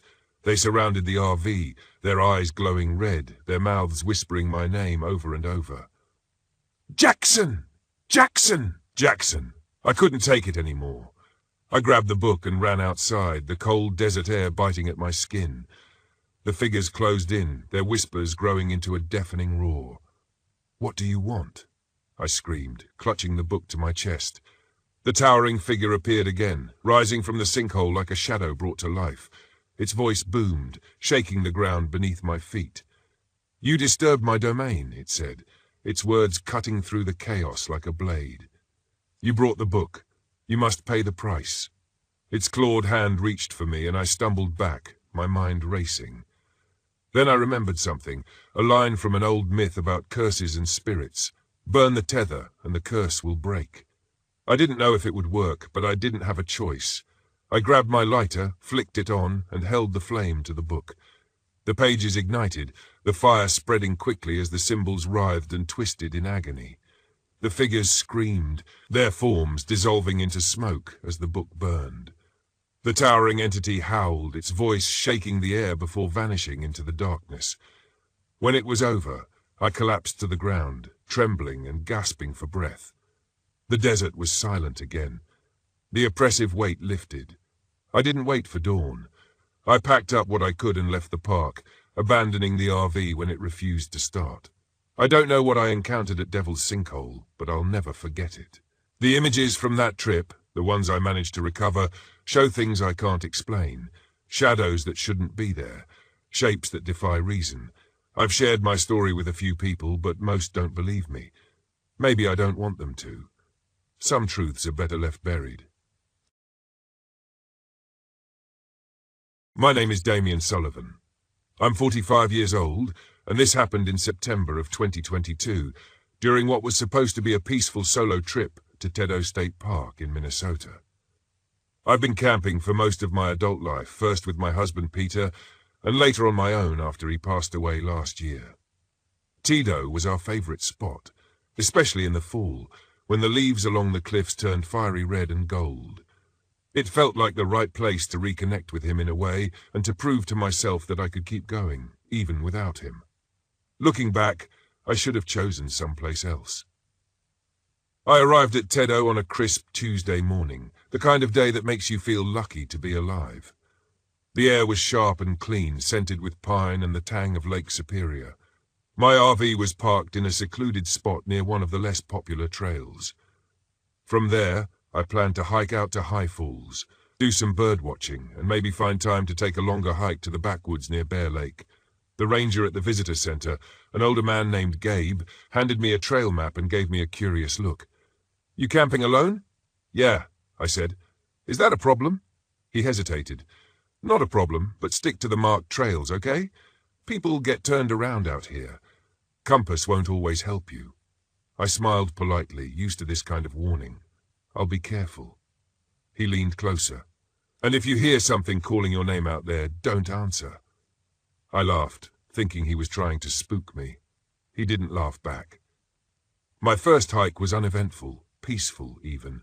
I spent the day watching chickadees flit through the trees and trying to photograph a bald eagle perched high above the baptism river. By the time I got back to my RV, the sun was setting, painting the cliffs in shades of amber and crimson. That first night, I cooked a simple meal on my portable stove and stretched out with a book. It was quiet, just the way I liked it, until the knocking started. It was faint at first, so soft I thought I imagined it. 3 knocks, spaced out on the side of the RV. I froze, listening. My first thought was an animal, maybe a deer or raccoon, but then it came again, louder this time. 3 deliberate knocks. "Hello?" I called out, feeling foolish. "Is someone there?" No answer, just the faint rustle of the wind in the pines. I turned on the exterior lights and peered out the window, but there was no one there. No footprints in the dirt, nothing. I told myself it was the wind, even though I knew better. The next morning I shook off the unease and headed out for the longer hike to Bear Lake. The trail wound through dense forest, where sunlight filtered faintly through the canopy, dappling the path with patches of light. That's when I saw it. The first sign that something wasn't right. About a mile into the hike, I came across claw marks on a tree. They were deep, like something with massive talons had scraped against the bark. The forest here wasn't known for black bears, and besides, the claw marks were too high, too wide. I told myself it had to be some other animal. A lynx, maybe, but the sight of it stayed with me, a nagging thought I couldn't shake. I pushed on, stopping occasionally to photograph the way the light hit the trees. The trail narrowed as I approached Bear Lake, and that's when I saw her. A woman was sitting on a boulder near the edge of the trail. She was thin, with shoulder-length brown hair and pale skin that seemed too white against the deep green of the forest. "Hi there," I called out, trying to sound friendly. She didn't respond right away, just tilted her head slightly as though listening for something. "You okay?" I asked, stepping closer. Finally she turned to look at me. Her eyes were grey, empty somehow, like she wasn't fully there. "I'm lost," she said, her voice soft and monotone. "Lost? How long have you been out here?" She blinked slowly. "I don't know. A while." Something about her didn't feel right. Her clothes, jeans and a flannel shirt were perfectly clean, with no dirt or sweat stains, even though she claimed to have been lost for days. I offered to walk her back to the main trail, but she shook her head. "You shouldn't go deeper," she said, her voice taking on an edge of urgency. "It's not safe." "Why not?" But she didn't answer. She just stood up and walked into the trees, moving so quickly and silently that it was like she'd never been there at all. By the time I reached Bear Lake, the day felt off. The lake was as still as glass, its surface reflecting the sky and trees with unsettling clarity. I tried to focus on taking pictures, but my unease only grew. When I looked at my watch, 3 hours had passed. That didn't make sense. I'd been hiking for maybe an hour, 2 at most. I decided to head back, but the trail seemed different. I couldn't explain it, but the trees felt closer, the light dimmer, the path twisted in ways I didn't remember. And I kept seeing movement out of the corner of my eye, shadows that vanished when I turned to look. By the time I made it back to the RV, the sun was setting again, painting the sky in blood-red streaks.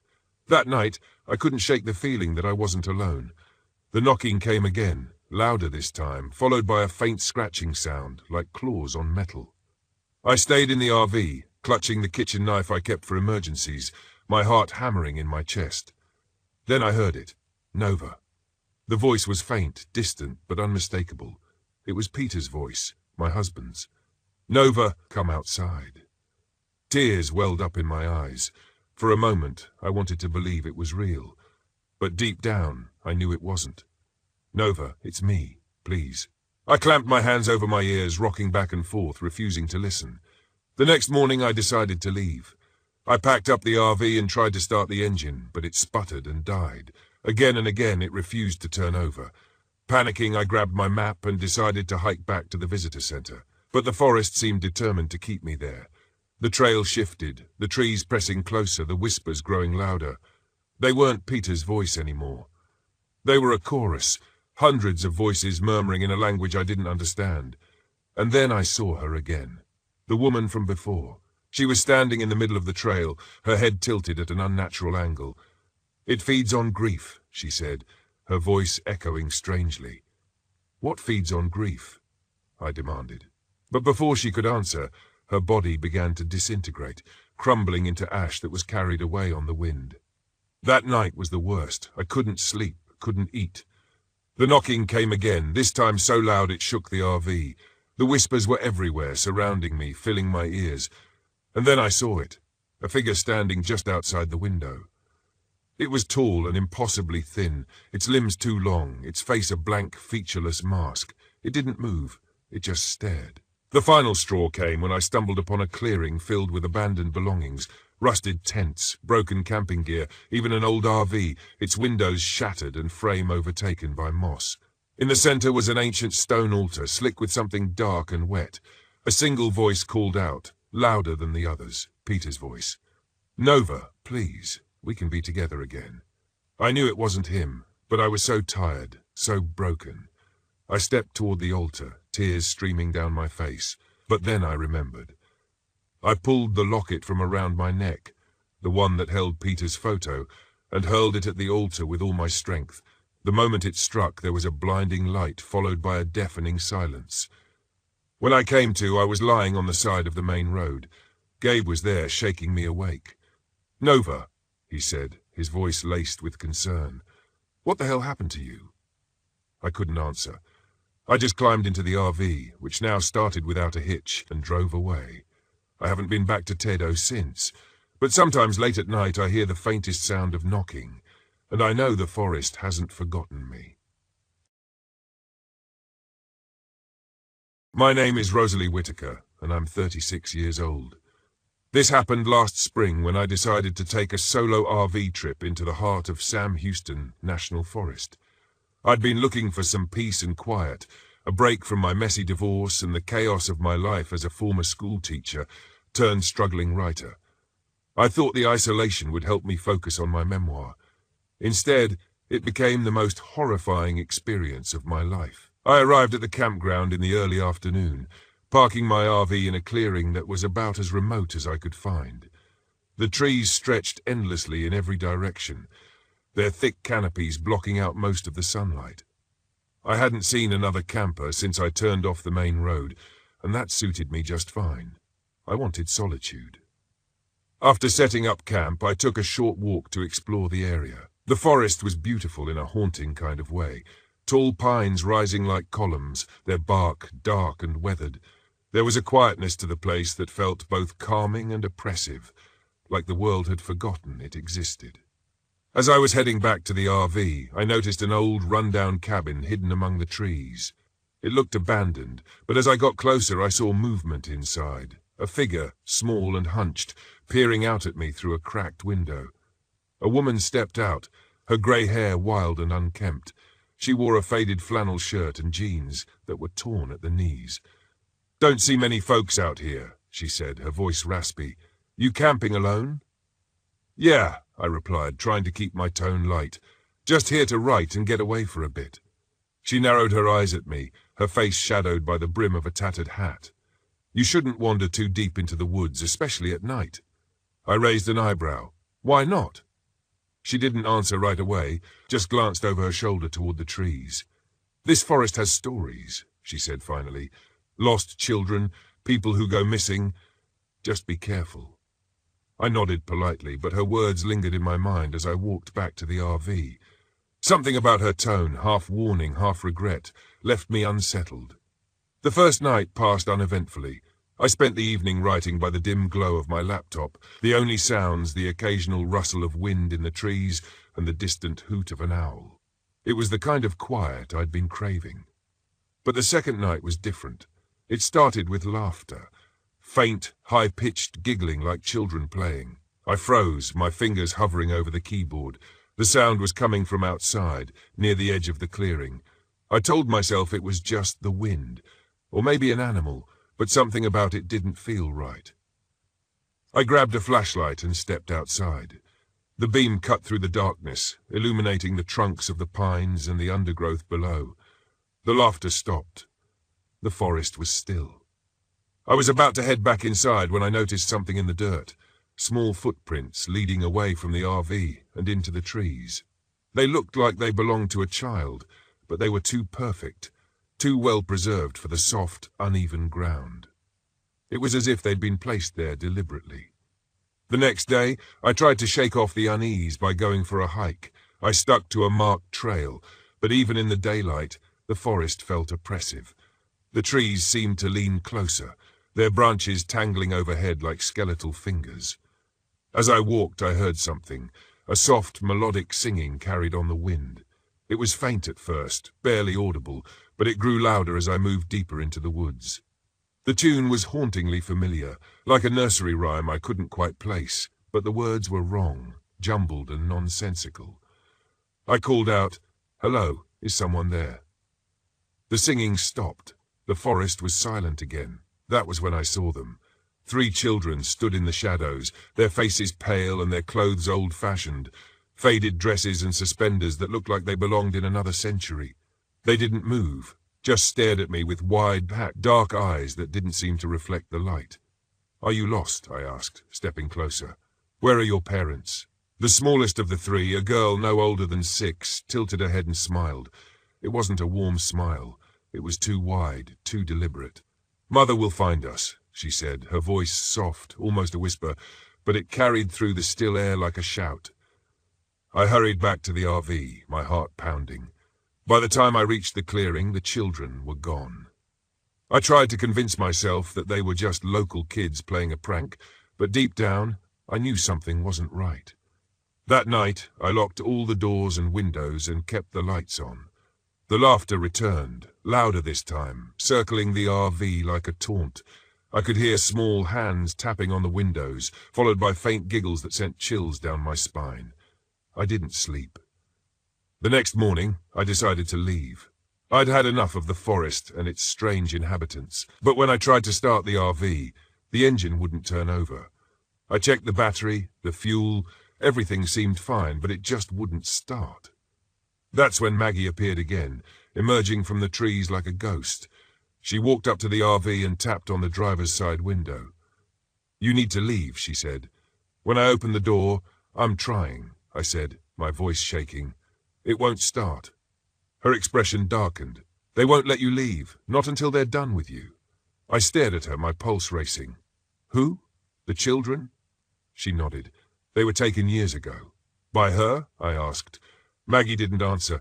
Instead, she handed me a small bundle of dried herbs and a rusted iron horseshoe. "Burn the sage. Keep the iron close. It's the only way to keep her at bay." That night, the children returned. This time, they didn't stay outside. I woke to the sound of footsteps inside the RV, small and deliberate, moving from one end to the other. My breath caught in my throat as I sat up, clutching the horseshoe Maggie had given me. "Mother wants you," a voice whispered close to my ear. I turned, but there was no one there. The children's laughter echoed through the RV, joined by a low, guttural hum that seemed to vibrate through the walls. Desperate, I lit the bundle of sage and waved it around, the smoke filling the small space.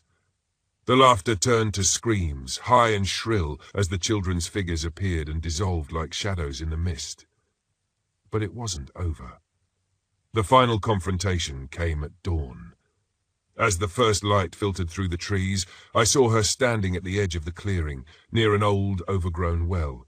She was tall and thin, her face obscured by a tangle of black hair, her arms stretched unnaturally long, ending in clawed fingers that scraped against the stone rim of the well. The children stood around her, their eyes blank and their mouths open in silent screams. "Come," she said, her voice a low, guttural rasp. "Join my family." I held up the horseshoe, and she recoiled, hissing like a wild animal. The children lunged toward me, their hands clawing at the air, but the sage smoke kept them at bay. Summoning every ounce of courage, I threw the horseshoe toward the well. As it clanged against the stone, the woman let out an ear-splitting scream, and the children dissolved into mist. The forest just fell silent. By the time I got the RV started, the sun was fully up. I didn't look back as I drove away, my hands trembling on the wheel. I never wrote about what happened in Sam Houston National Forest. It was too personal, too real. But sometimes, in the dead of night, I still hear their laughter, faint and far away, and I wonder if I truly escaped. I never thought I'd regret planning this trip. It was supposed to be simple. A weekend in the Smokies, reconnecting with my sister Ellie and our friends Marissa and Liam, a remote trail, a bit of camping, and no distractions. But as I sit in this RV, claw marks still etched into its side, my hands won't stop shaking. I keep replaying every moment, trying to pinpoint where it all went wrong. It started as an adventure. We parked the RV at a secluded trailhead, miles away from the crowded campsites, and unloaded our gear. The plan was to hike 5 miles in, set up camp, and spend 2 nights surrounded by nothing but nature. Ellie grumbled as I handed out the supplies. "Why are we packing so light, David?" she asked, adjusting her backpack. "This is your fault. If I freeze to death—" "You won't freeze," I said, rolling my eyes. "It's supposed to be a challenge. You wanted to get off the grid, right?" "Sure," Liam chimed in, balancing his gear awkwardly. Nothing screams relaxation like walking into the wilderness with barely enough stuff to survive. Marissa smiled at him. "Don't worry, I brought extras," she said, patting her pack. "Sage, crystals, and my talisman, just in case." Ellie snorted. "Right, because ghosts and boogeymen are a real threat out here." "You shouldn't mock things you don't understand," Marissa said softly. I kept quiet, letting them bicker as we hiked into the woods. The Smokies were beautiful, draped in their namesake mist. Sunlight filtered through the dense canopy, dappling the trail with golden patches. But the deeper we went, the quieter it became. No bird song, no rustling leaves, just our footsteps crunching over the dirt. We reached the clearing by late afternoon. It was perfect. A flat space surrounded by tall trees, with a creek nearby for water. I helped Liam pitch the tents, though one of the poles snapped when he handled it too roughly. He ended up sharing with Ellie and Marissa. As the sun dipped behind the mountains, I lit the campfire and passed around the food. The warmth and light felt comforting. Even Ellie started to relax, teasing Liam for his lack of camping skills. "You didn't even know how to set up the stove," she said, grinning. "Hey, I'm learning," he shot back. "Besides, I'm here for the company, not the survival skills." We laughed, and for a moment everything felt normal. But that night, the woods didn't let us forget where we were. The first sign came when we heard it, knocking sounds, faint but deliberate. At first, I thought it was an animal, but the rhythm was too consistent. Knock, knock, knock, then silence. Liam sat up, peering into the darkness. "What the hell was that?" "Probably just a woodpecker," Ellie said, though her voice wavered. Marissa's face had gone pale. "It's not a woodpecker," she whispered. "That's a warning." "A warning?" Ellie scoffed. "Come on, Marissa," I said, trying to stay calm. "It's probably nothing, but everyone stay close to the fire." We stayed up late, listening. The knocking came and went, moving closer, then farther away. Around midnight, it stopped. I convinced myself it was just the wind, though my gut told me otherwise. The next morning, things got worse. When I stepped out of my tent, the first thing I noticed was the ground. Deep gouges marred the soil around our camp, like something with claws had raked through it. There were no tracks, no signs of animals, just those unnerving marks. "What the hell did this?" Ellie asked, crouching to inspect them. "Bear, maybe," I said, though I didn't believe it. Marissa shook her head. "No, this is deliberate. Look how precise it is." Ellie rolled her eyes. "Oh, let me guess. Another sign from the spirits?" Marissa didn't answer. Instead, she dug through her pack, searching for something.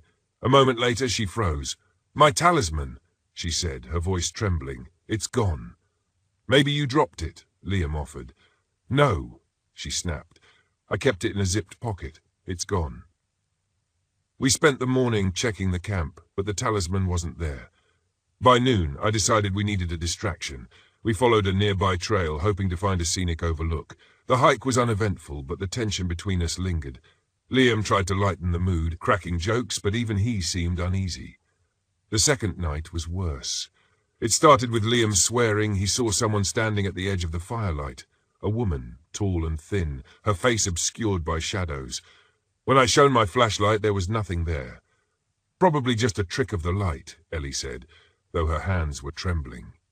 We settled back into the tents, but sleep didn't come. Around 2 a.m. I heard it, knocking again, closer this time. I stepped outside, shining my flashlight into the trees.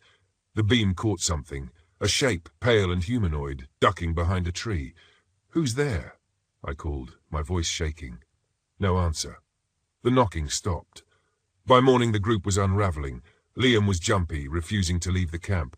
Marissa was frantic, insisting we were being stalked by something ancient and evil. Even Ellie, ever the skeptic, seemed rattled. "Okay," I said, trying to keep control. "We'll break camp and head back to the RV. We're done here." But when we packed up and started hiking, we realized something terrifying. The trail had changed. The landmarks we'd passed before were gone, replaced by unfamiliar terrain. It was as if the forest itself had shifted. "This isn't possible," Ellie said, staring at the map. "We've only gone a mile. Where's the creek?" Marissa looked at me, her eyes filled with fear. "It's Spearfinger," she said. "She's toying with us." "Spearfinger," I repeated. "An old Cherokee legend." She explained. "A stone witch who can shapeshift. She lures people into the woods and kills them by stealing their livers." "That's ridiculous," Ellie snapped. "We're just lost. This isn't some fairy tale." But deep down, I knew Marissa was right. Something unnatural was happening. That evening, Liam vanished. One moment he was with us, muttering about how he hated the forest, and the next he was gone. We called his name, searched the surrounding trees, but there was no sign of him. An hour later he returned, stumbling into camp. His face was pale, his eyes distant. He didn't speak, just sat by the fire, staring blankly. "Liam?" I asked, shaking his shoulder. "Where did you go?" He didn't answer. Ellie backed away. "Something's wrong with him." Marissa grabbed my arm. "That's not Liam," she whispered. Before I could respond, Liam looked up, his lips curled into a smile, a cold, unnatural expression. And then he spoke, his voice distorted. "You can't escape." Panic set in. Marissa lit Sarge, waving the smoke around the camp. "It's her," she said. "She's taken his form." Ellie grabbed a stick from the fire, holding it like a weapon. "Stay back." Liam, or whatever had taken his place, laughed, a hollow, chilling sound. Then he lunged. Marissa screamed, throwing salt at him. The figure recoiled, its skin bubbling like acid. It let out an inhuman shriek before collapsing into the dirt. When we looked again, Liam was gone. In his place were claw marks in the earth leading into the darkness. We didn't sleep. The forest was alive with sounds, whispers, footsteps, the faint knocking that had haunted us from the beginning. Marissa insisted we perform a ritual to weaken Spearfinger. She burned her talisman and scattered the ashes around the camp, chanting prayers under her breath. At dawn, we ran. The forest seemed to fight us, trees looming closer, shadows darting just out of sight. But finally, mercifully, we reached the RV. As we drove away, I glanced in the rearview mirror. A figure stood at the edge of the trees, watching us. Her face was pale, her eyes hollow, and her hand ended in a sharp, stone-like spear. We survived, but I can still feel her presence, like she's waiting, watching. And I know we'll never really escape. My name is Aurora Winslow, and I was 36 when this happened, in the fall of 2021. I don't usually scare easily. I've spent most of my adult life chasing eerie landscapes, crumbling buildings and abandoned places for my photography projects. But what happened to me at Sugarloaf Cove still haunts me, literally. It all started as part of a photo essay I was working on for a travel magazine. The theme was haunted landscapes, and Sugarloaf Cove on Minnesota's North Shore had all the right ingredients. The rugged cliffs, the dense forests, and the fog that blanketed the lake most mornings made it perfect.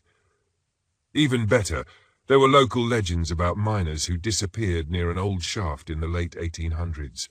Supposedly, they were still out there, wandering the woods, restless and angry. Legends, I thought, perfect for the story. I drove my RV up to the cove, parking it at the edge of a trail that wasn't on the map but looked promising. The spot was remote, tucked away from the main paths, just the way I liked it.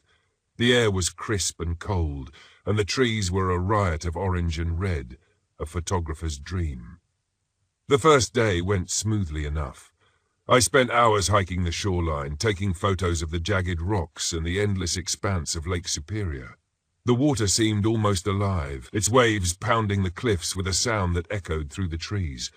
But as beautiful as it was, something about the place felt off. The silence was too complete. No birds, no squirrels, no rustling in the underbrush. It was just me, the lake, and the wind. I brushed it off. Isolation does that to you. But that night, things got strange. It started with my radio. I usually keep it on for background noise, but instead of the usual static, I started picking up faint or garbled voices. They weren't music or weather reports, just words I couldn't make out, almost like whispers. Thinking it was interference, I turned it off and tried to sleep, but I couldn't shake the feeling that I wasn't alone.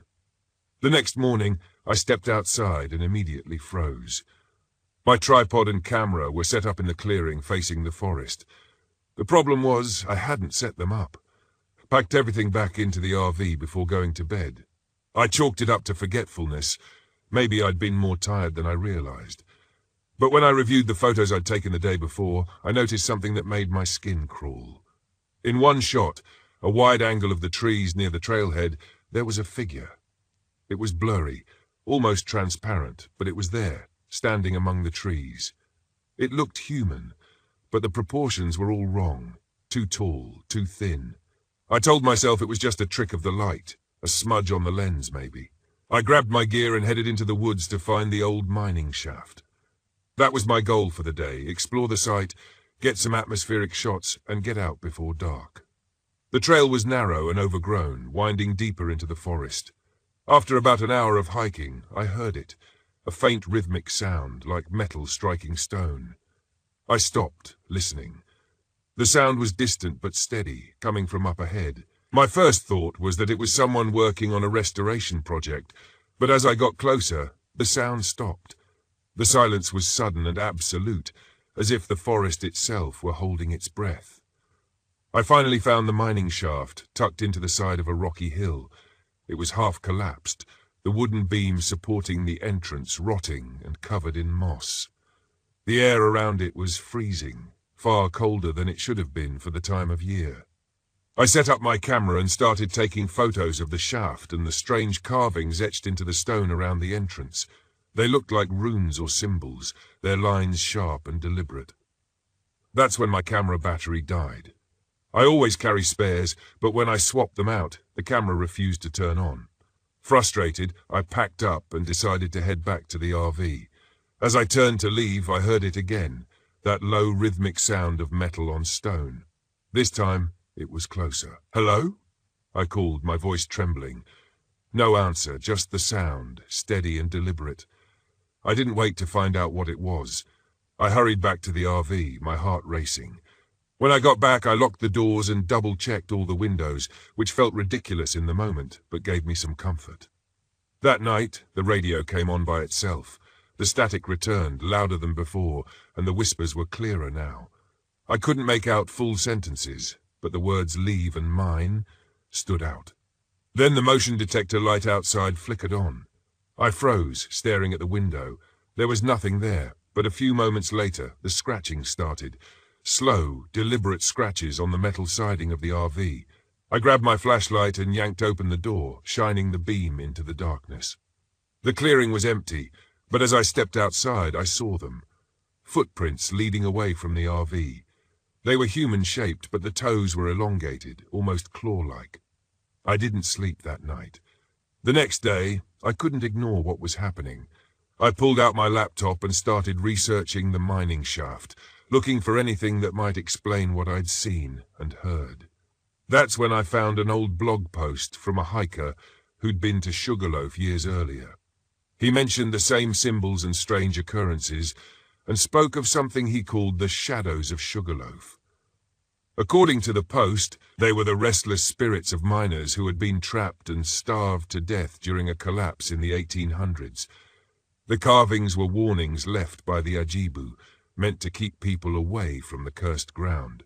That evening, I decided to go back to the shaft. I didn't want to, but something compelled me, like an itch I couldn't scratch. The forest felt different this time, heavier, like it was watching me. When I reached the shaft, I saw something I'd missed before. A crude pile of rocks near the entrance. It was a grave, I realized, a shallow one. I hesitated, but the air around me grew colder, and the low sound of metal on stone started again, louder than ever. My hands shook as I knelt and uncovered the rocks, revealing a tangle of bones beneath. The moment I did, the shadows in the shaft moved. They weren't just darkness, they were shapes, tall, skeletal figures with hollow eyes that glowed faintly. They moved toward me, silent but deliberate. I stumbled back, tripping over my gear, and the shadows stopped just short of the grave, as if bound by it. I don't know how I made it back to the RV. My memory of that part is a blur. What I do remember is the pounding on the walls that night.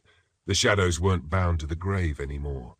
They surrounded the RV, their whispers growing louder, more insistent. By dawn, the pounding stopped. I drove out of there as fast as I could, not stopping until I reached a gas station miles away. The RV was covered in deep scratches, and the motion detector lights were shattered. I thought I was safe after that, but the shadows didn't stay in Sugarloaf. Weeks later, back in my apartment, I started hearing the whispers again. The motion detector lights flickered, and every now and then I'd wake up to find claw-like scratches on the walls. The shadows are still with me, waiting, watching, and I know they'll never let me go. My name is Morgan. I'm 26 years old, and this happened just 6 months ago. I was on assignment for a magazine, writing about myths and legends tied to Florida's wilderness. I've always thought of myself as grounded and practical, a skeptic really, but my trip to Myakka River State Park changed that forever.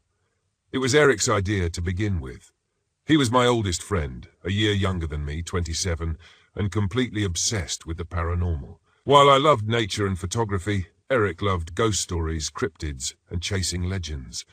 When I told him I was writing about Florida's Bigfoot, the skunk ape, he lit up like a kid on Christmas morning. "You have to go to Myakka," Eric said, grinning through the phone. "It's prime territory. There are sightings all the time." I wasn't sold, but he was persistent. He even offered to come along, promising he'd help with interviews and filming. Reluctantly, I agreed. We pulled into the park late on a humid Friday afternoon. The RV groaned as we found a spot near the edge of the campground. Spanish moss hung from ancient oaks, and the air smelled like damp earth and decaying leaves. Eric was giddy, practically bouncing as we unpacked our gear. "This is perfect," he said, snapping photos with his phone. "I can feel it, something's out here." "You're insane," I replied, rolling my eyes. "This is just another swamp." That night, we cooked over a small fire and swapped stories with a couple from the neighboring campsite. They shared some local folklore, but nothing particularly scary. Eric brought up the skunk ape, and they laughed. "People say they see it, but it's just gators or bears," the husband said, "or tourists who drank too much." By the time we settled into the RV, the temperature had dropped slightly, and the forest had gone quiet, too quiet. As I drifted off to sleep, I could hear the faint hum of crickets outside, punctuated by the occasional rustle of leaves. The next morning, we set out on a trail that wound deep into the swamp.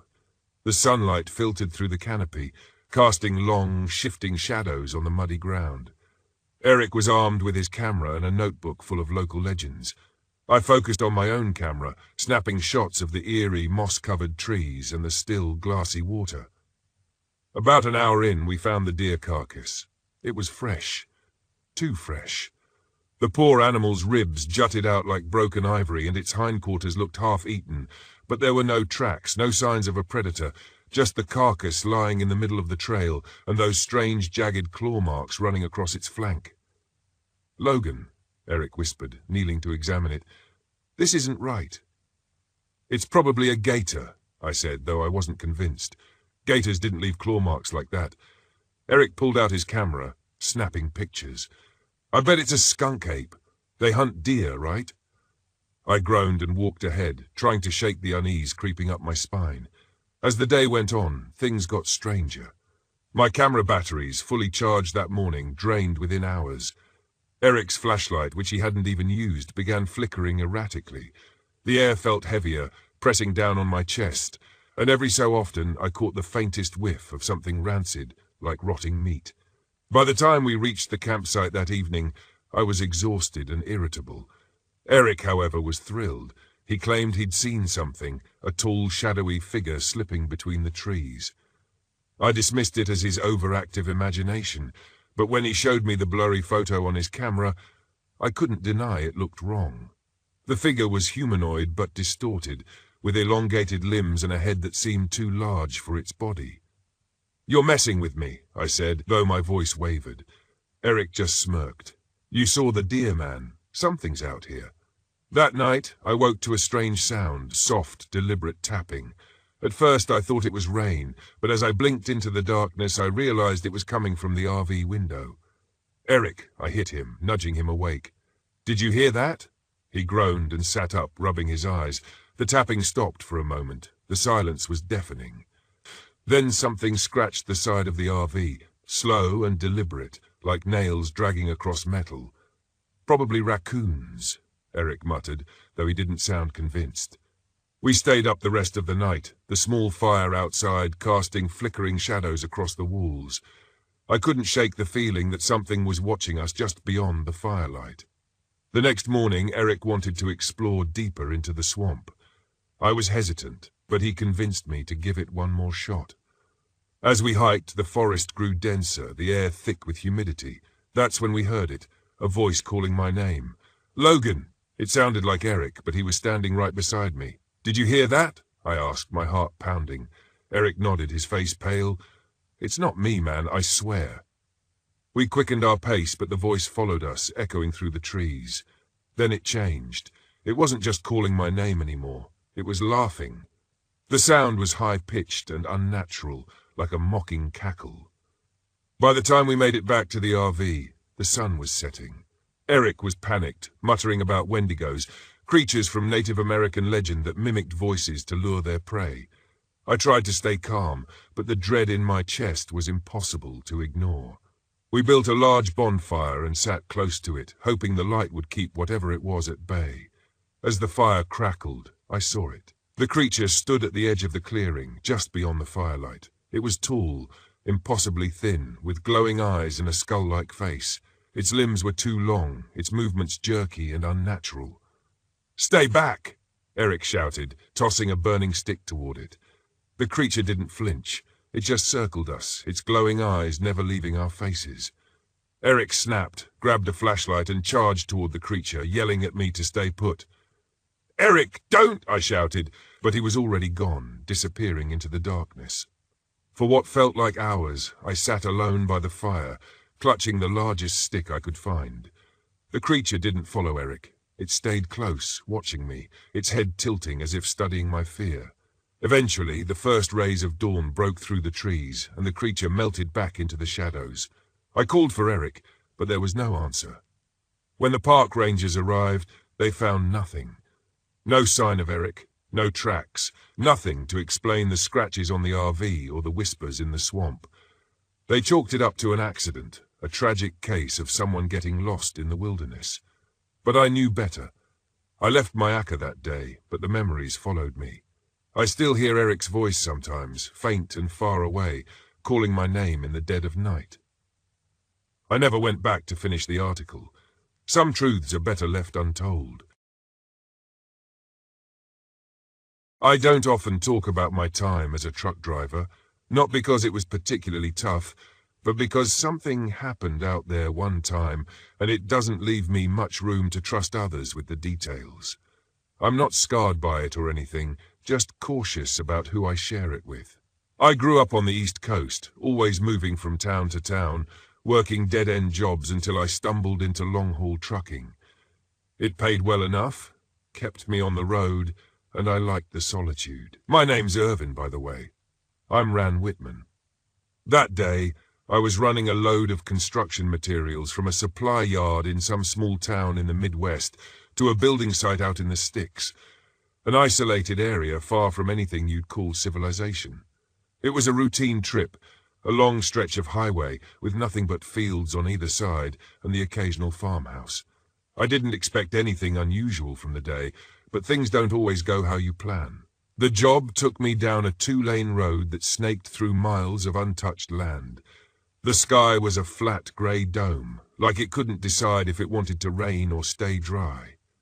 I had the radio on low, some classic rock station playing static more than music, as I kept my eyes on the horizon, trying to push through the monotony of it all. I saw him standing on the side of the road about 50 miles from the nearest town, which in itself should have been a red flag. There was nothing around, no broken-down car or anything like that. He was just standing there in jeans and a faded red jacket, facing my truck like he knew I was coming.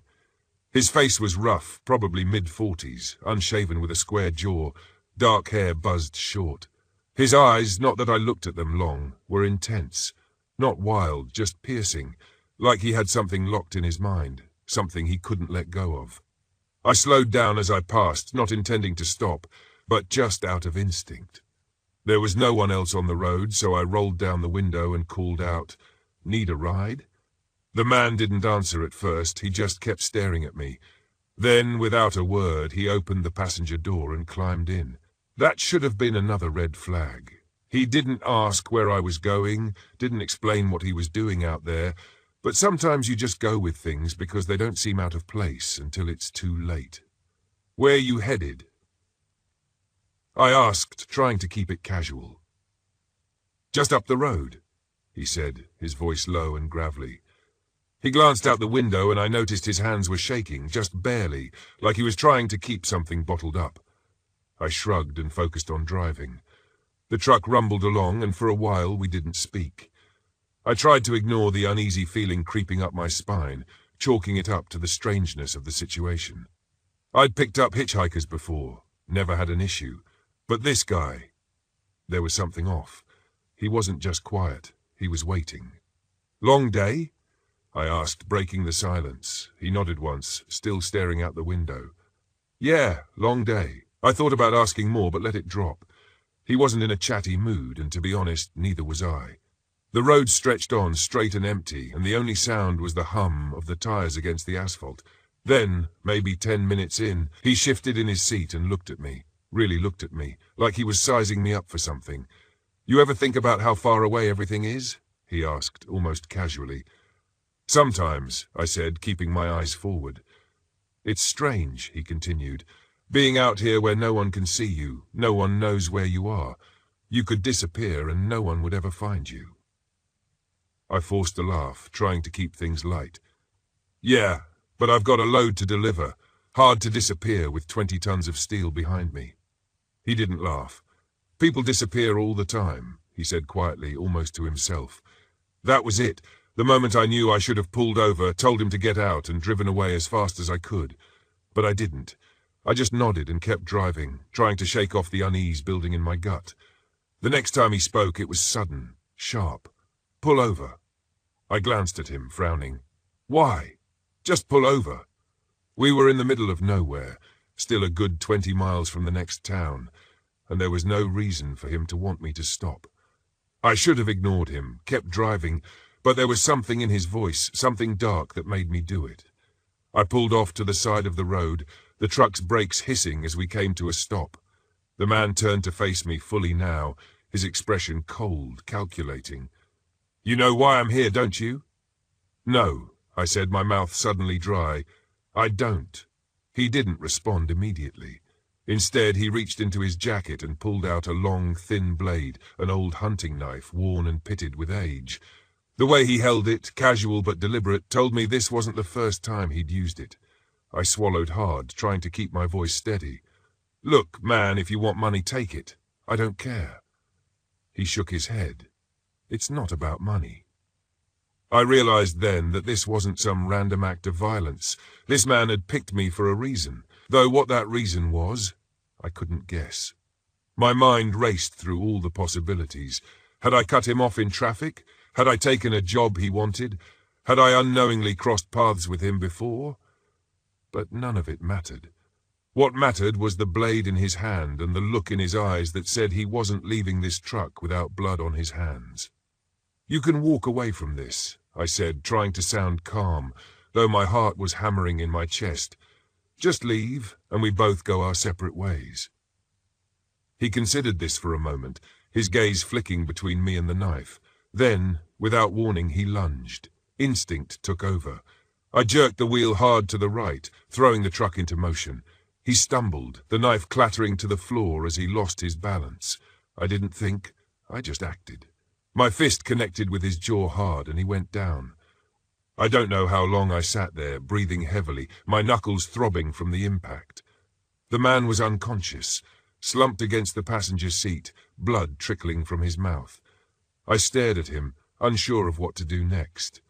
I could have driven him to the police station, but something told me he wasn't the kind of guy to let this go, and I sure as hell didn't want to give him a chance to wake up and try again. So I did the only thing that made sense at the time. I tied him up with some rope I had in the back, made sure he was secure, and kept driving. I didn't stop until I reached the nearest town, pulled into the police station parking lot, and dragged his unconscious body out of the truck. They believed me. The evidence was all there, his knife, the rope, his blood in my truck. The cops took him away, and I went back to my route, shaken but alive. I don't know what he wanted from me, and I don't care to find out. I just know that I got lucky that day. My name is Phoenix Hawthorne. I'm 38 years old, and this happened in Caprock Canyon State Park, Texas, about 6 months ago. I'd planned a solo camping trip to photograph the park's famous bison herds and rugged landscapes, hoping to create a portfolio that might revive my struggling career as a wildlife photographer. It was supposed to be a fresh start, but it turned into something else entirely. It's not easy to talk about, and even now, I'm not sure if what happened was real. All I know is I left Caprock Canyons with scars I can't explain and images I didn't take. I arrived at Caprock in the late afternoon, the sun hanging low over the crimson cliffs. The road twisted through towering rock formations and open grasslands dotted with bison. It was exactly the kind of untouched beauty I'd been hoping to capture. I parked my RV at a remote campsite near the North Prong trailhead. I wanted isolation, and I got it. My nearest neighbors were miles away. The silence was profound, broken only by the occasional rustle of wind through the dry grass. It was perfect, or so I thought. The first sign that something wasn't right came almost immediately after setting up camp. I noticed my RV's battery wasn't charging. The lights flickered once, twice, then went out completely. "Great," I muttered, grabbing a flashlight. "I guess it's just me in the dark." I shrugged it off. I'd dealt with worse equipment problems before. Besides, the RV wasn't essential. I could manage with my camera gear and a good campfire. But as I sat outside that evening, the fire casting long shadows across the red rocks, I had the distinct feeling I wasn't alone. It started with the footsteps, soft, deliberate, circling just beyond the edge of the firelight. I held my breath, listened, but saw nothing when I shone the flashlight into the darkness. Probably a bison, I told myself, or a deer. The thought wasn't comforting. The next day I set out early to explore the trails. The park was even more beautiful than I'd imagined, the red cliffs rising against a brilliant blue sky. But as I hiked, something felt off. The first strange thing I noticed was the rock formations. They were jagged and angular, like natural spires, but they seemed to shift when I wasn't looking directly at them. It was subtle, just a shadow in the wrong place, or a formation that looked taller than it had a moment before. I chalked it up to fatigue. I hadn't been sleeping well. Still, the feeling of unease lingered. Around noon, I came across a small hidden corner of the park, a space that seemed untouched by time. There was an old, weathered plaque near the base of a cliff. The words were barely legible, but I managed to make out the gist, in memory of the unnamed woman accused of witchcraft and executed by settlers, 1871. She cursed this land with her dying breath, vowing to haunt all who disturb it. I laughed nervously, taking a picture of the plaque. "That'll make for an interesting caption," I muttered, but the hair on my arm stood up as I read the words again. That night, the footsteps returned, louder this time, accompanied by faint whispers that seemed to come from everywhere and nowhere. I sat frozen in the RV, clutching my flashlight like a lifeline. When I finally worked up the courage to look outside, I saw nothing but shadows. I tried to sleep, but my dreams were worse. I saw a woman, her face obscured by a tangle of black hair, standing in the middle of a canyon. Her dress was tattered, her eyes glowing red. She didn't move, didn't speak, just stared. I woke drenched in sweat, the whispers still echoing in my ears. By the third day, I was ready to leave. But when I tried to start the RV, the engine sputtered and died. No power, no escape. I spent the afternoon hiking to higher ground, hoping for cell service, but my phone refused to connect. As I trudged back to camp, the wildlife began acting strangely. A bison stood in the middle of the trail, blocking my path.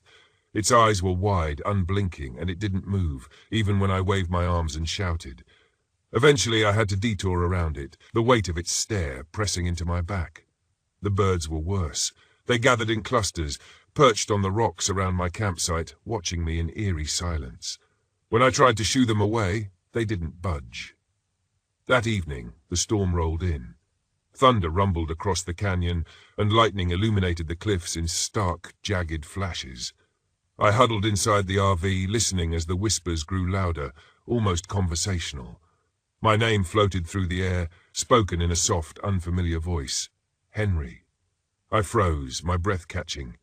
The voice came again, closer this time. Henry, come outside. I didn't move. My heart thundered in my chest as I gripped the flashlight and stared at the door. The whisper turned to a knock, soft at first, then louder, insistent. Bang, bang, bang. I shouted, "Who's there?" but got no response. The knocking stopped, replaced by laughter, low and guttural, like it was coming from the depths of the earth. I couldn't take it anymore. I grabbed my camera, determined to document whatever was happening, and stepped outside. The storm had transformed the canyon into a surreal landscape. The wind howled and the rain came in sheets, but I barely noticed. My eyes were locked on the figure standing at the edge of the firelight. It was the woman from my dreams. She was gaunt and skeletal, her eyes glowing like embers. Her lips moved, forming words I couldn't hear over the wind. I raised the camera, snapping photo after photo, but she didn't react. Slowly, she lifted one hand and pointed to a small pile of stones near the base of the cliffs. I don't know why I followed her gesture, but I did. Beneath the stones, I found a crude shrine, a bundle of twigs and bones bound together with what looked like human hair. My stomach turned, but I couldn't look away. Suddenly, I felt a hand on my shoulder. I spun around, but there was no one there. The woman was gone. When I returned to the RV, the whispers remained. They filled the air, growing louder, more frantic, until I thought I would lose my mind. Desperate, I remembered the plaque, the witch's curse. I grabbed one of my photographs, the best one I'd taken of the park, and lit it with my campfire. The whispers stopped. The air went still. For a moment, I thought it was over. But as I packed my things, I noticed something strange. The photos I'd taken that day were distorted, filled with shadows and shapes that hadn't been there before. One image stood out, a figure standing on the ridge, her eyes glowing red. I left Caprock Canyons at dawn, abandoning my RV and hiking until I reached the main road. A park ranger found me hours later, dehydrated and delirious. I didn't tell him what happened. The photos from that trip gained me some recognition, but I can't take pride in it. Every time I look at them, I feel her eyes watching me, and I hear the whispers again. I haven't been back to the canyons, and I never will. Some places are better left forgotten. The stillness of Donner Lake was the kind that could suffocate you. I chose this spot deliberately, miles away from the nearest campground, the kind of solitude I had come to crave since my life fell apart. The breakup with Erin, the corporate job I'd hated but couldn't quit, the apartment I could no longer afford, all of it had unraveled in a matter of months. I thought the wilderness would fix me.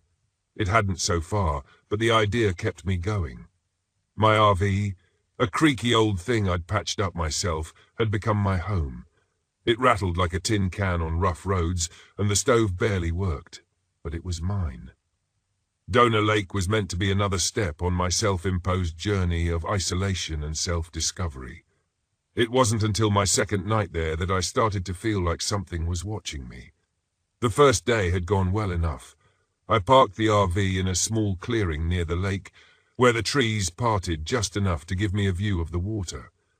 I spent the afternoon fishing, though I didn't catch much. The lake was stunning, a perfect mirror reflecting the towering pines and jagged mountains. But as the sun dipped low, casting long shadows across the water, the beauty of the place began to feel oppressive. By nightfall, my solar generator had decided to give out. I wasn't surprised. It had been acting up for weeks, but the timing was irritating. I rummaged through my supplies, found my backup lantern, and cursed under my breath when I realized the batteries were nearly dead. No big deal, I told myself. I had candles, a campfire, and plenty of matches. The first time I heard the singing, I was sitting by the fire, staring into the flames. It started soft, just a hum carried by the breeze. I thought it was my imagination until it grew louder, a melody so beautiful and mournful that it sent a chill down my spine. I stood, straining to hear, but the sound faded almost as quickly as it had come. The lake was calm, the surface as smooth as glass. I told myself it was nothing, maybe a bird or the wind playing tricks on me, and went to bed. That night I dreamed of Erin. She was standing in the lake, her pale arms stretched toward me. Her lips moved, but no sound came out. I tried to wade after her, but the water grew thick like molasses, pulling me under. I woke gasping, my sheets damp with sweat. The next morning, I shook off the dream and went about my routine. I cleaned the RV, prepped my fishing gear, and took a short hike around the lake. The air was cool, the scent of pine sharp and inviting, but something felt off. The bird song I had heard the day before was gone, replaced by an eerie silence. At the water's edge I noticed faint footprints in the mud, barefoot too small to be mine. They led from the lake to the edge of my campsite and disappeared. I stared at them for a long time, my pulse quickening. The nearest road was miles away, and I hadn't seen another soul since I arrived. I decided not to think about it. That night, the singing returned. I was inside the RV, flipping through an old travel book I'd picked up at a thrift store when the melody floated through the air. This time it was louder, clearer, and unmistakably human. I stepped outside, my heart pounding. The fire had burned down to embers, casting faint orange light across the clearing. The lake glowed faintly under the moonlight, its surface rippling ever so slightly. "Hello?" I called. The singing stopped for a moment. All I heard was the rustling of the trees. Then came the splash, a soft, deliberate sound like someone wading into the water. I grabbed my flashlight, flicked it on, and aimed it at the lake. The beam cut through the darkness, but there was nothing there, just the calm, glassy surface. But then I saw it. A shadow beneath the water, moving slowly, deliberately. It was too big to be a fish, too fluid to be a person. I backed away, my breath quick and shallow. The shadow disappeared, and the lake went still again. By the third day, the solitude I'd once craved had turned to dread. I couldn't stop thinking about the singing, the footprints, the shadow. I spent the day repairing the solar generator, more to distract myself than anything else. When I wasn't working, I found myself staring at the lake, my mind replaying the melody over and over. That night, I tried to keep busy. I cooked dinner, read by candlelight, and stoked the fire until it was roaring. But when the singing began again, all my distractions fell away. It was louder now, more insistent. I felt the pull, a strange compulsion to walk toward the lake. I stood at the edge of the water, the melody wrapping around me like a fog. For a moment I thought I saw her, Erin. She was standing waist-deep in the water, her arms outstretched, her lips moving in silent song. "Logan," she whispered. I blinked, and she was gone. That night, I dreamed of drowning. I was sinking into the lake, my lungs burning, the surface growing farther and farther away. The singing surrounded me, the melody twisting into words I couldn't understand. I woke to the sound of scratching at the RV door. I froze, every muscle in my body tensing. The sound came again, slow and deliberate. Scritch, scritch. I grabbed my flashlight and edged toward the door. My hands trembled as I yanked it open. The beam of light cut through the darkness. She was there. Her hair was wet, plastered to her pale face. Her eyes glowed faintly, the light reflecting off the surface of the lake. Water dripped from her tattered dress, pooling at her bare feet. "Logan," she said, her voice soft and lilting. I slammed the door and locked it. The next morning, I found a book buried under a pile of gear I hadn't touched in weeks. It was a collection of local ghost stories, something I'd picked up on a whim in a small-town bookstore. I flipped through the pages, desperate for answers, and there it was, a story about a spirit called the Siren of Donor Lake. According to the legend, she was the ghost of a young woman who had died during the Dare Party tragedy. Betrayed and consumed by despair, she lured travelers into the water where they drowned, joining her in her misery. The book mentioned a way to ward her off, fire and a spoken banishment. The details were vague, but it was all I had. That night, the siren came for me. The fire I'd built earlier hissed and sputtered, its light dimming as water began to pool around the campsite. I stood in the doorway of the RV, clutching a makeshift torch, a branch wrapped in cloth, doused in lighter fluid. The singing grew louder, filling the air, vibrating in my chest. She appeared at the edge of the clearing, her pale figure illuminated by the moonlight. Her eyes locked on mine, and I felt an overwhelming wave of sorrow. "Logan," she whispered, her voice carrying on the wind. "Come to me." I stumbled back, clutching the torch like a lifeline. "Stay away." She stepped closer, the water rising around her feet. Her face was a mask of grief and rage, her voice rising in a haunting crescendo. I lit the torch, the flames roaring to life. The siren flinched, her form flickering like a candle in the wind. I shouted the words from the book, though they felt clumsy and foreign on my tongue. "Leave this place. You have no power here." The siren let out a piercing wail, her body twisting and contorting. The water receded, and she disappeared into the shadows. At dawn, I packed up and left. The RV rattled as I sped down the dirt road, my hands gripping the wheel so tightly they ached. I didn't look back. I still hear the siren's song sometimes, faint and distant, in the quiet moments when I'm alone. It reminds me that some places should be left undisturbed, and some scars never truly heal. But I survived, and for now that's enough. My name is Elijah Morgan, and I'm 31 years old. This happened in October of last year, and even now I can barely bring myself to think about it. I don't know why I suggested Devil's Backbone for that camping trip. Maybe it was the thrill of the unknown, maybe just the lure of a good story. Whatever the reason, it's a decision I'll regret for the rest of my life. It started as an innocent idea. I was scrolling through articles about haunted places in Texas and stumbled upon Devil's Backbone, a winding ridge in the hill country, infamous for ghost sightings and eerie legends. I thought it'd make the perfect backdrop for a weekend camping trip. As a photographer, I couldn't resist the idea of capturing the misty trails and shadowy landscapes. Jason, my boyfriend of 5 years, wasn't thrilled, but agreed. "This is just another one of your spooky obsessions," he teased as we loaded the RV. At 32, Jason prided himself on being the skeptic, the grounded one. He was coming along to humor me, or so he claimed. Lisa, my best friend since college, was the opposite. At 28, she had a deeply spiritual side and was fascinated by the paranormal. "I can feel places," she always said. She brought along her new boyfriend, Evan. I didn't know much about him except that he was quiet, outdoorsy, and seemed to have a dark edge, like he'd seen things he didn't talk about. We set out early on a Friday morning, the RV loaded with supplies, cameras, and hiking gear.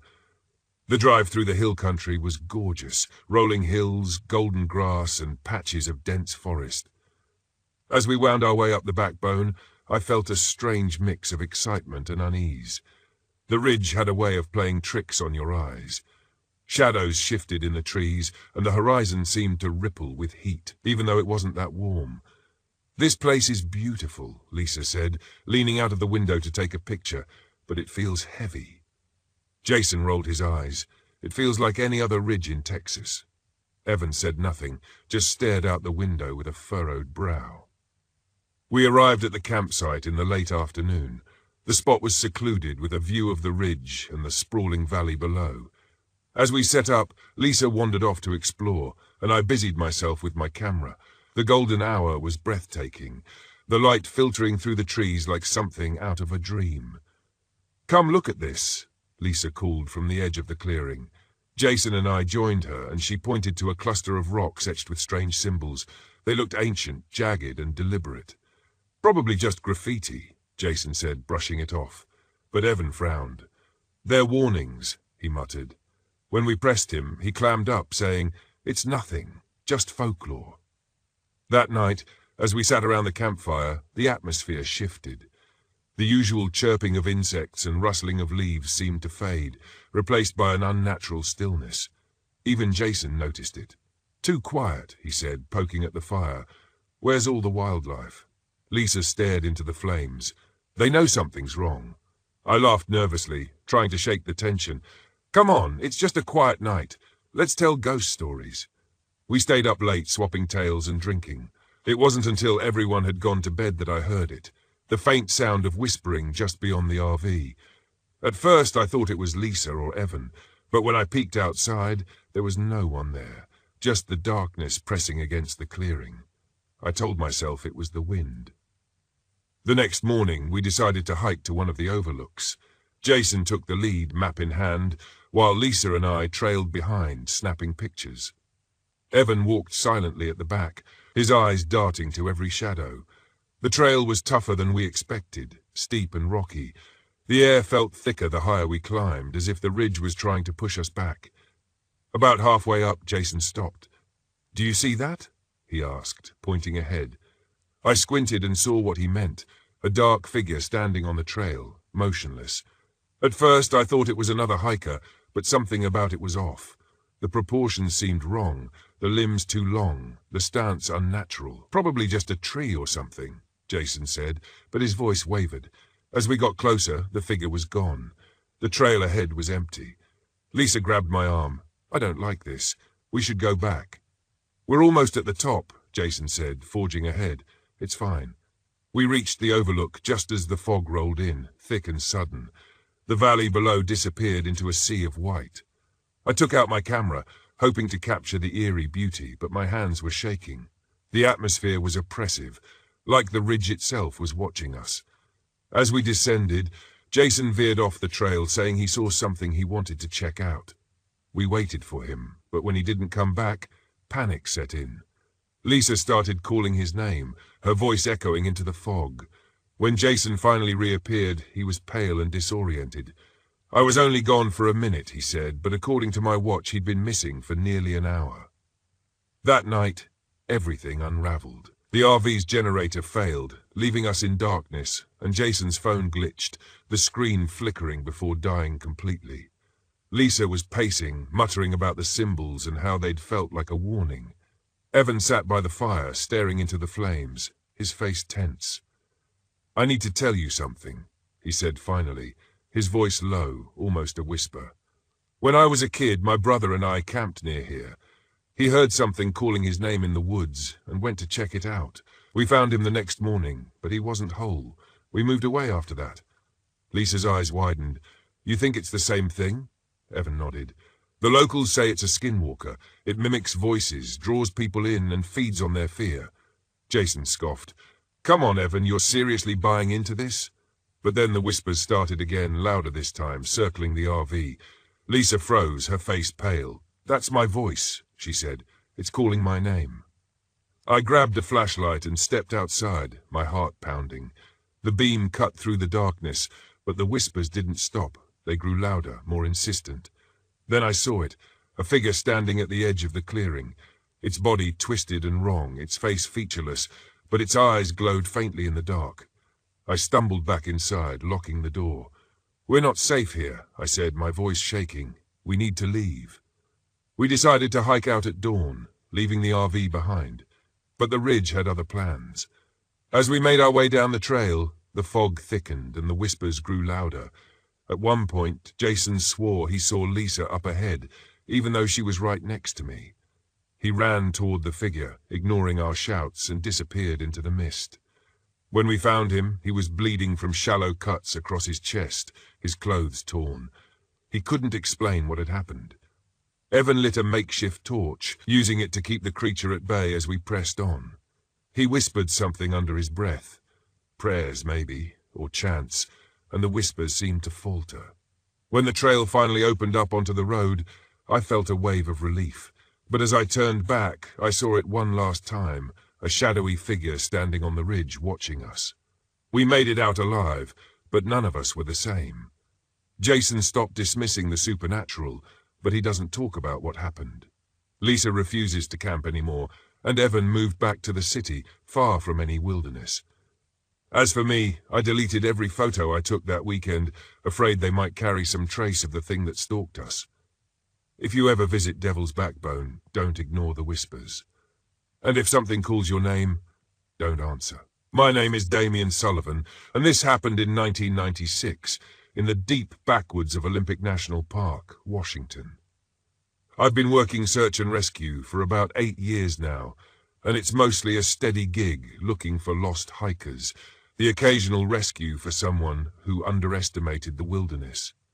I always thought I was pretty good at reading situations, reading people, but what happened that day I still haven't quite wrapped my head around. Let me tell you, working SAR isn't glamorous, but it beats staring at spreadsheets or pretending to care about office politics. I came into it by accident, really. I used to work construction before my knee gave out after too many bad landings. The idea of staying cooped up wasn't for me, so I figured, why not try something where I'm at least out in the open air? That's how I ended up in the Park Service, trudging through dense forest more often than I'm home. So here I was, minding my business, sipping coffee that could probably strip paint off a car when the call came in. A hiker was missing. Typical, a couple of kids on break from school hiking the Skyline Trail loop, except one of them didn't make it back to camp. According to his friends, he just vanished. Classic. We headed out with the usual team, packed light because we assumed we'd find the guy within a few hours. That's how it goes, 9 times out of 10. Someone got turned around, followed the wrong path, and ended up embarrassed when we hauled them back. But this one felt off from the start. The trail was damp from last night's rain, the kind that soaks into your bones. As we moved further into the forest, the canopy got thicker, and that soft green glow you get from the sun filtering through the leaves turned dimmer. The first thing that hit me was the quiet. The woods always have noise, birds, insects, wind, nature humming along, but this stretch, nothing. Not even a rustle of leaves. It was like we'd walked into a soundproof room. We split up to cover more ground. I veered off the main trail toward a ridge where I figured the kid might have wandered. I'd seen too many eager hikers try to cut corners, only to realize too late that they were heading straight for a cliff or into a thicket of brambles. As I climbed the ridge, I spotted something odd. A pile of scattered gear. It was one of those bright orange backpacks, half torn open, contents spilled everywhere like someone had rifled through it, a water bottle, a map, some granola bars, but no footprints, no sign of struggle, no blood. Just a pile of stuff like the guy had simply dropped it.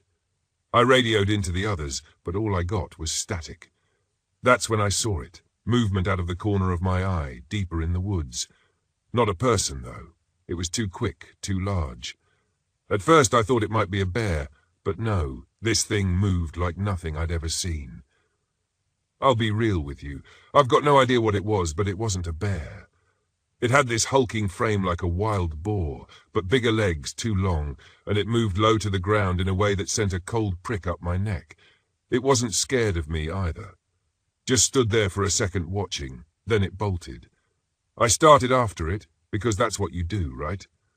I'd be lying if I said I wasn't second-guessing myself, but my legs were already moving. I could still see flashes of it between the trees, darting through thick brush like the undergrowth wasn't even there. The ground underfoot was getting softer, slicker, but I pushed on, barely catching sight of it now, just a blur. That's when I came across the first body. Not the missing hiker, though. This one was older, bloated, like it had been there for days, maybe weeks. But no animals had gotten to it, which was weird. Bodies left out in the woods, you'd expect something to pick at it, scavengers, insects. But this one was untouched, except for the gaping wound across its chest, like something massive had clawed it open.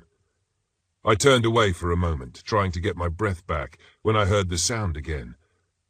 That thing wasn't far. There was no time to wait for backup. I had my survival knife on me. Not that it would do much against something this size, but I wasn't about to roll over.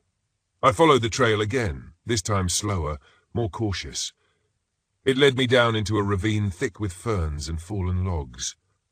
The further I went, the more wrong everything felt. The forest was darker, and the trees were gnarled and twisted like they'd been fighting for sunlight for centuries. The air was damp and heavy, almost suffocating. That's where I found him, the missing hiker, or what was left of him. He was wedged between two fallen logs, body torn up like something had been gnawing at him. I almost puked. I won't go into detail, but it was bad, real bad. I backed up, trying to process what I was looking at when I heard it again. Low, deep, not like any animal call I'd ever heard, more like a rumble of something alive, something breathing. I turned, knife ready, but it was there before I even had time to react. It was massive, hunched, with muscles rippling under matted fur, or what I think was fur. It wasn't like anything you'd find in an animal guide, that's for sure. Its head reminded me of a wolf, but the rest of it, man, I don't even know. Whatever it was built to kill.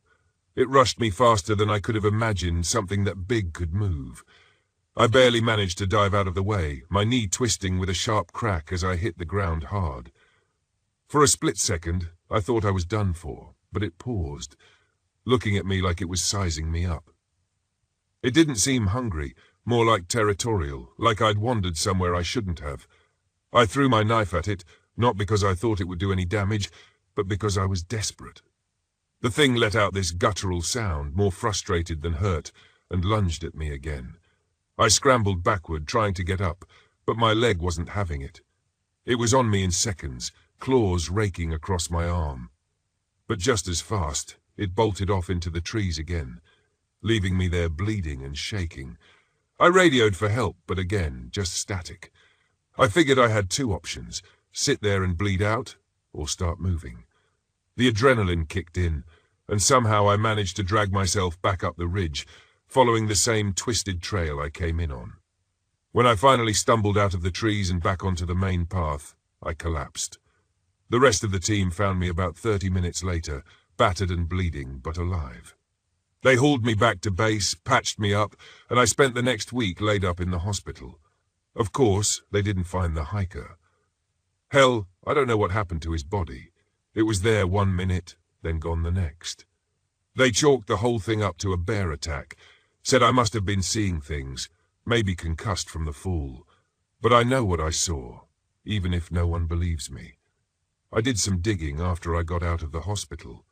Turns out, there are old stories about things living in those woods, things that aren't supposed to be there. The locals call them all sorts of names, but the one that stuck with me was the Dark Wolf. It fits. Whatever it wasn't some regular predator. It was something else, something that doesn't belong in our world. And here's the kicker. That thing, it didn't want me dead. It could have killed me easy, but it didn't. It let me go. Makes me wonder if it was sending a message, marking its territory. I'm not planning on going back to Olympic anytime soon. Not unless I have to.